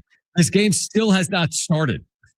They have not started the baseball game to kick off the season between the Giants and the Yankees that was supposed to start at 5:05 per ESPN. It's a good thing it's a one-off Netflix because I haven't put up with this crap for 80 games a year. I mean, a lot of those fans, we've been watching the pregame for over an hour. People have been in their seats for like 19 minutes because they thought the game was going to start 20 minutes ago. This buildup is beyond like game one of the World Series with the way the players were introduced, like you said, with the taxi cabs and the trolleys. It was almost like the All-Star game. Exactly. It's been like an All-Star game. And have we even had the national anthem, Brent? Yes. Okay, we've already had the national anthem. So yeah, Navy Sailor did it. He did a good job. All right, so we're about to get the season underway on Netflix, Giants and Yankees. Tomorrow again, Pivetta and Skubal. Earlier, if you missed it, Fernando Tatis Jr. was asked for a plan to beat Tariq Skubal, and he jokingly said, pray. Which I don't know if he's really joking. Skubal, back-to-back Cy Youngs, 2 ERA. I hope that's not the approach from this lineup. It's a $1 billion lineup with Tatis and Machado and Bogarts and Merrill. It's not, it's just whatever. It's Skubal. Let's just survive opening day and go from here. And then Framber Valdez, let's just get to Saturday and then we'll have a shot. But yeah, Tatis earlier today, a workout day at Petco Park, jokingly said the plan against Tariq Skubal is to pray tomorrow afternoon. I wouldn't expect a ton of fireworks tomorrow, a ton of offense with that pitching matchup. But again, you never know. I wouldn't expect it tonight. This is a very good pitching matchup as well. In San Francisco, Logan Webb on the mound, obviously for the Giants. He's opposite Max Fried.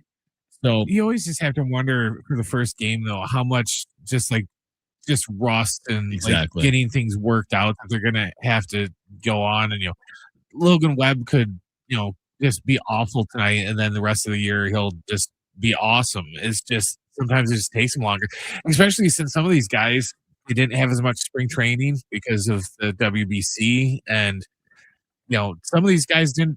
They were in the WBC, but they didn't necessarily play a lot. So I don't know in terms of like conditioning and just getting like at bats and stuff, how much good that it did for them to be in the WBC opposed to if they would have stayed at spring training, they probably would have got, the 150 at bats in opposed to the maybe 20 that they got. It's funny you say that with the WBC. It wasn't long ago we were talking about that. Like the title game was like a week ago.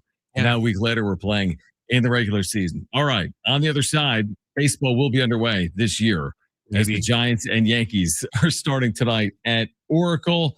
Getting you ready for tomorrow. Everything you need to know about opening day at Petco Park on the other side, plus Brent's back page. Coming up next on San Diego Sports 760. We're live on the iHeart Radio app.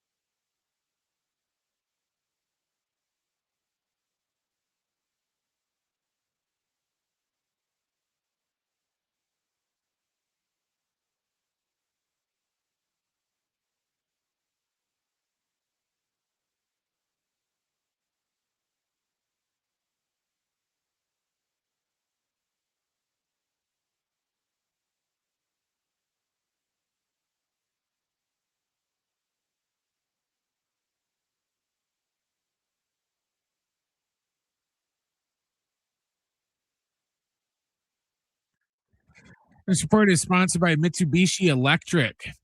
The NFL announced today that the Super Bowl champion Seahawks will open the season on a Wednesday in week 1 instead of hosting the usual Thursday night opener. The change is being made because the Rams and the 49ers will be playing their season debut in Australia, and that game will be broadcast on a Thursday night in the U.S. The league also announced that the Super Bowl will be going back to Las Vegas after the 2028 season.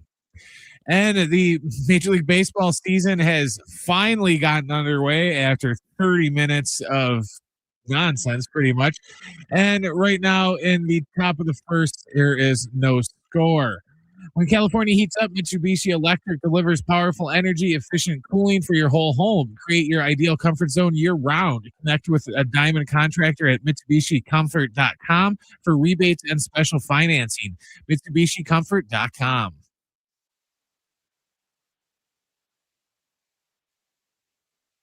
Baseball back, as Brent just told you. Giants and Yankees underway. And as he told you, no score in the top of the first inning with the Yankees batting.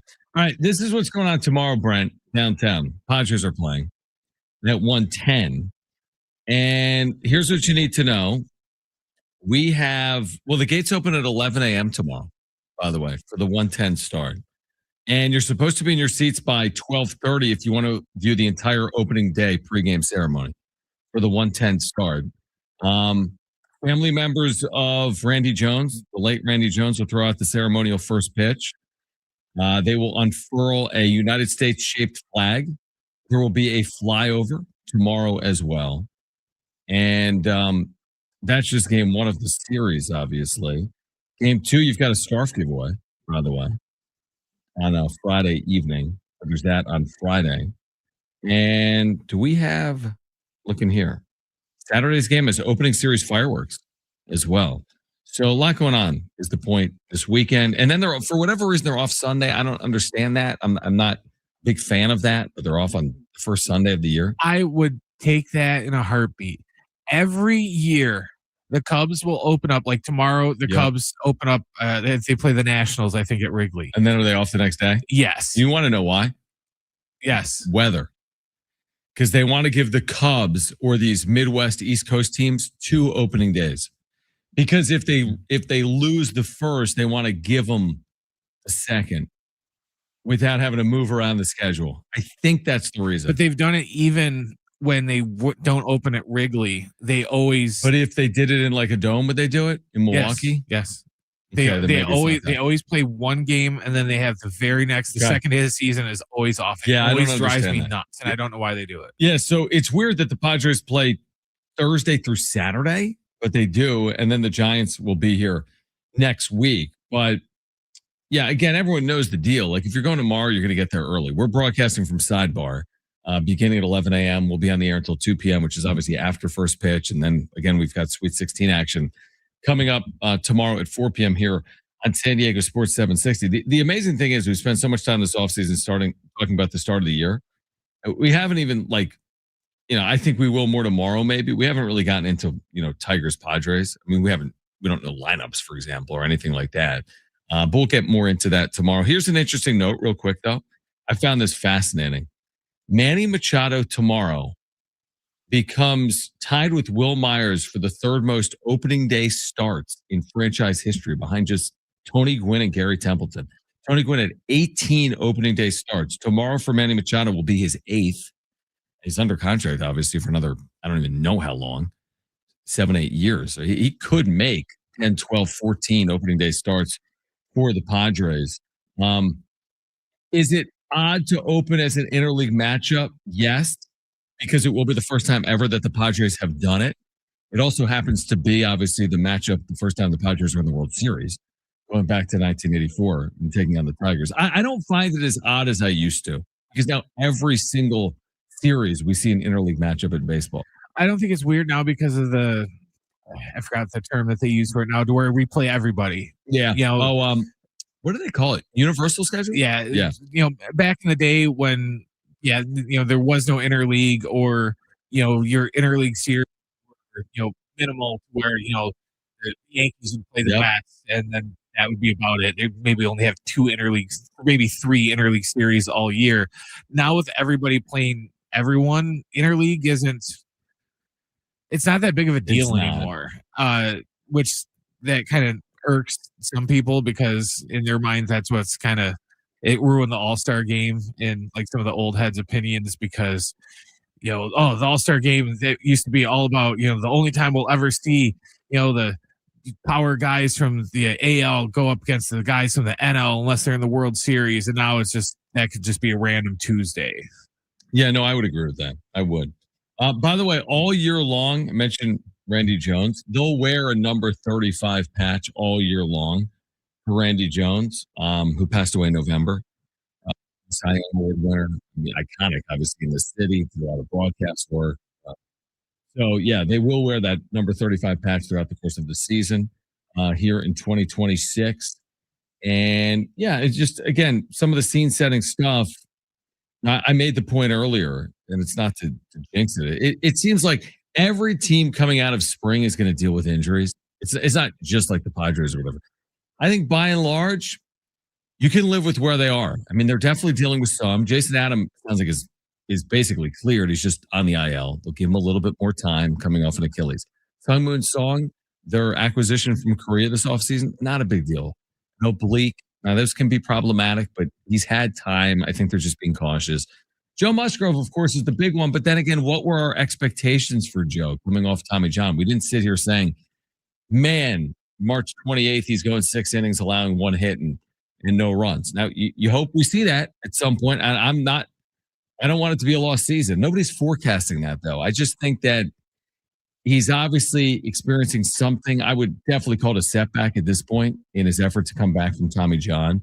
But I think it's way too early to speculate in terms of what's going to happen here. I don't think it's going to be some lost season. I also don't think it's going to be some amazing season, obviously, for Joe Musgrove. But I think all things equal, your Mason Millers and your Nick Pavettas and hopefully your Michael Kings, along with your Machados and Tatises and Merrills, I think you'll take it heading into the year. I don't think it's an excuse heading into the year that, they don't have Yu Darvish. Well, they were never going to have Yu Darvish. We've known that for 6 months. They don't have Joe Musgrove. They haven't had Joe Musgrove now in over a year. So I think they're relatively healthy. Honestly, they haven't really had Yu Darvish in over a year either. Exactly. Because, he showed up for a minute last year and then he was gone. That's exactly right.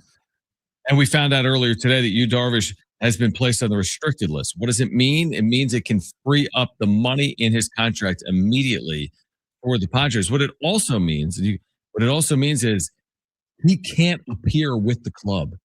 He won't. I believe this is correct. I don't think he can travel with the club. I don't think he can be a member of the team in the clubhouse. No, because he forfeited his spot on the 40-man. He's not on the 40-man, exactly. So I actually think it's very gracious in terms of what he's potentially providing to the organization, in terms of freeing up some of the salary in the short term, freeing up a 40-man spot, which is an opportunity for someone as well. I think that's what it ultimately means. I think this is something that benefits the organization.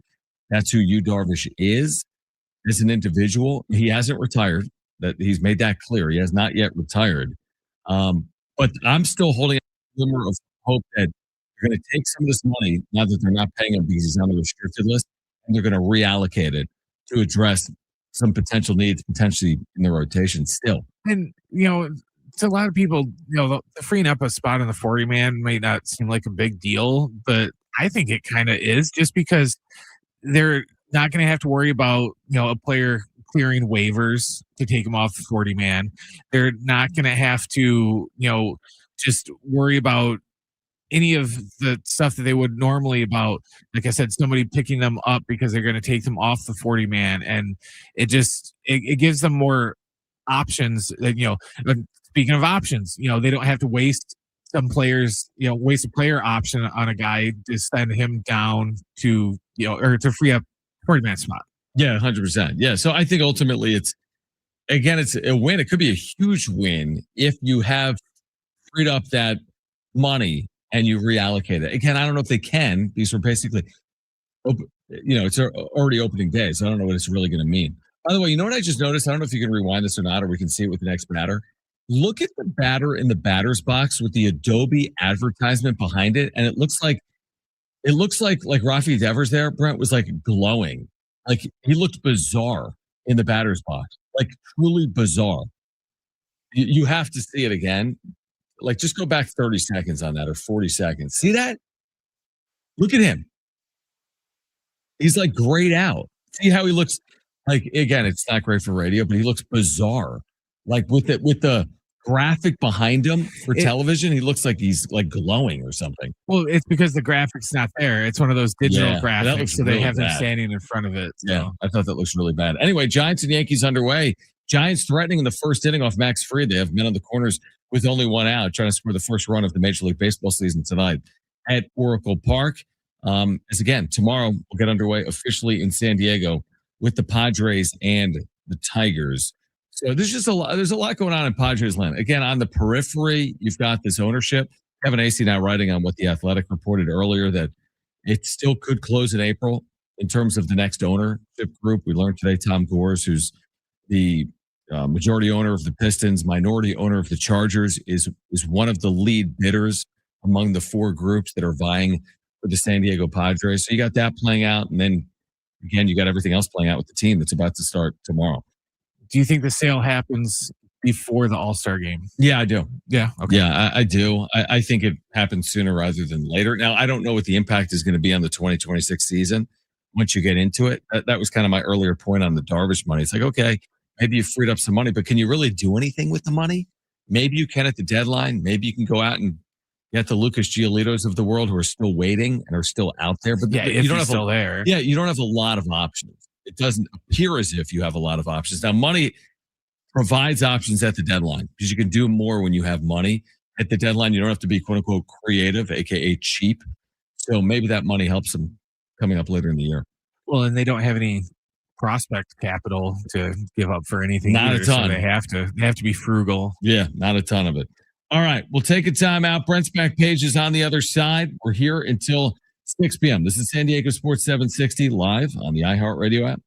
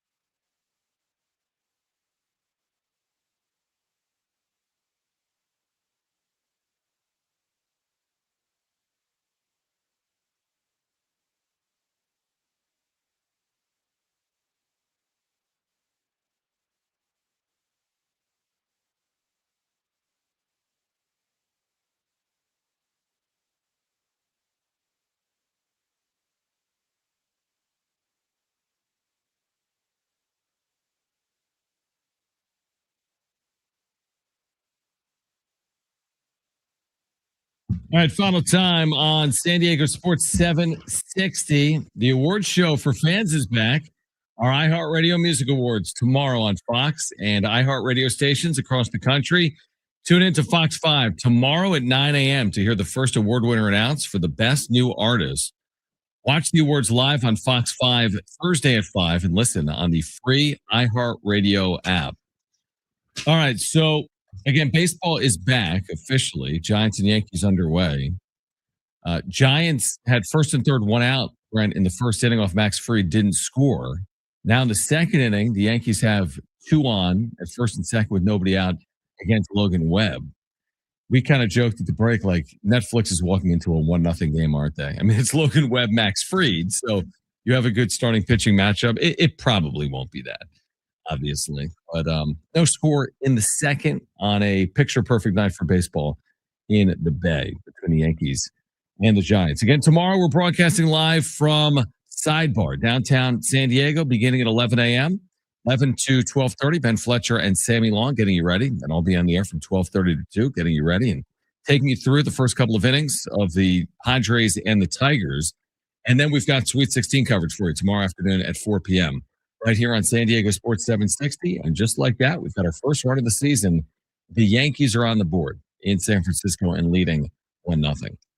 There it is, Brent. That'll be the final. That's it. That'll be it. No, probably not. The Yankees have scored and have second and third with nobody. No, one out, excuse me, against the Giants in the second inning. Mentioned this earlier. We'll mention it throughout the course of the next couple of days as well. We have a significant announcement for you Monday at 2 p.m. on San Diego Sports 760. So hope you'll be with us Monday afternoon. We'll recap the weekend that was for the Padres, obviously, and have a significant announcement for you coming up Monday at 2 p.m. But right now, let's get to this.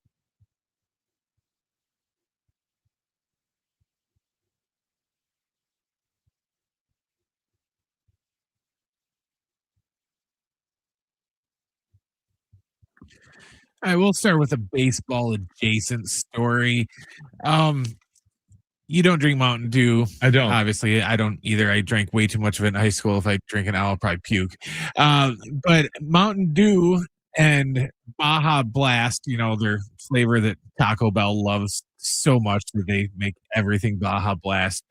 Well, Mountain Dew and Baja Blast is running a promotion with Major League Baseball this year where you can score a free Mountain Dew, and it doesn't have to be a Baja Blast. It can be any of the 18 different Mountain Dews they have now, Code Red or whatever. You can score a free Mountain Dew anytime a Major League home run exceeds 420 feet during the 2026 season. So there are conditions in place, like you have 24 hours to redeem it. But other than that, that's pretty much it. So you can just redeem it. If someone hits a 420-foot home run anywhere in baseball, yes, you can then claim. Yes. I wonder how many times last year someone hit a 420-foot home run. I tried looking that up, and all they gave me was one of these days I'm going to stop calling him the creator of Beavis and Butthead, and I'll call him Aaron Judge, like his name is. They had a thing, but all Google kept telling me was Aaron Judge hit the longest home run last year of 458 feet, but it didn't tell me actually how. There has to be enough that they're going to 30 doing a promotion. I bet there's more than that. I would think so too. Yeah, 75. Yeah, I would think. I'd say almost close to 100. So that's every other baseball day. Yeah. You know what I mean? If 100 are hit. So you're saying you can claim free Mountain Dews basically throughout the course of the season. You pretty much just have to go to Baja Blast homerun.com and register, and then you'll be all set up. So then you just have to claim your free Dew. That's interesting. I mean, it's good promotion. It kind of reminds me of, it's like they're bringing some of their postseason promotions to the regular season. Because remember how in the World Series they always do that thing with Taco Bell, to where the first person that steals a base, you get a free Doritos Locos Taco or something at Taco Bell. Right. So I think they're just kind of bringing that into the regular season. Okay. What else you got? We have an update on a previous Backpage story. Oh, an update. Yes. You remember a couple weeks ago, I told you that the fake rhino from the second Ace Ventura movie, where Jim Carrey is pretty much birthed from the back of the fake rhino, was up for auction. The auction has happened. And this is what they're calling it, not me. The Ace Ventura butt birth rhino has sold for much higher than they originally thought. Originally, they thought it was going to go for about $8,000. Oh my gosh. Okay. You want to guess? Well, yesterday I was off in the Pokemon chip or whatever that went for 37 or 87. It's less than that. I'll say 37,000. $59,850 for this big giant like rubber rhino. Dude, if you've seen the movie, it's like one of the funniest parts in like both movies, in my opinion. But yeah, I'm not going to shell out $59,000 for it. But yeah, so an update on the Ace Ventura, rhino prop that he, births out of in the second movie. It did sell $57K for 59. Almost $60,000. Where do people get this money? For this type of thing? Yeah, I don't know. That's what I'm saying. It's like we talked about yesterday. You get to a certain point of wealth. Yeah. It's just, that's just FU money that you're just spending it on stuff like that. Exactly. And then finally, John, do you like BJ's, the restaurant? I didn't. Crazy. The restaurant, Pizookies. Yeah. Yes. Okay. You know what? Yes. Okay. That was the correct answer. Just keep it. Yes. Well, BJ's restaurant is doing a really weird Pizookie flavor that's going to sound like it's a joke. They're rolling out a sweet heat pepperoni Pizookie. The treat is going to be their normal chocolate chunk Pizookie with a scoop of vanilla ice cream. But then after this is where it gets kind of weird. Then they're going to top it with crispy cup char pepperoni. That's the cup pepperonis, like the little ones that fold up. Pepperonis, and they're going to top it with a drizzle of Mike's Hot Honey. Mike's Hot Honey? Yes. So it's going to be like a cookie with a scoop of ice cream with pepperoni and hot honey on it. And you're going to say, it's almost April 1st. This is probably a prank, right? Yeah. Sort of. Yes, it is a prank, but it is a real menu item. But you will only be able to get it on April 1st. So April Fool's Day, if you actually want to go and try and get this, they're selling it for $4. So if you really want to go and try the pepperoni Pizookie at BJ's, you can do it, but it's only going to be available on April 1st as an April Fool's promotion, which is kind of cool because it's actually real. Yeah, because lots of places do like the fake, food promotion stuff, but they don't actually make it. And this is kind of cool that even if it's only for one day, that they're at least doing it. I don't want that. I don't either. Yeah. But it's one of those things where if they like brought one by the station, I totally try and eat it. Yeah. But I'm not gonna make my way there and go buy one. Yeah, you'll try that. Good job at the back page. By the way, an update from Oracle Park in San Francisco, where the Yankees have scored 5 runs in the second inning off Logan Webb, and they're still batting. So 5-0 Yankees. Fun year, Giants. Thanks for playing. It was a good year. Fire the man. We're not going to overreact opening day. Fun year, Giants. This Vitello guy coming from the SEC, give me a break. Come on. Can't do this. This is all on him. All right, join us tomorrow downtown. He's ruined it for every college coach ever. We'll be broadcasting live from Sidebar from 11 to 2 tomorrow, and then Sweet 16 coverage right here on San Diego Sports 760 tomorrow at 4 p.m. For Sammy Long and Brent Sperry, I'm John Schaefer. Keep it here. This is San Diego Sports 760.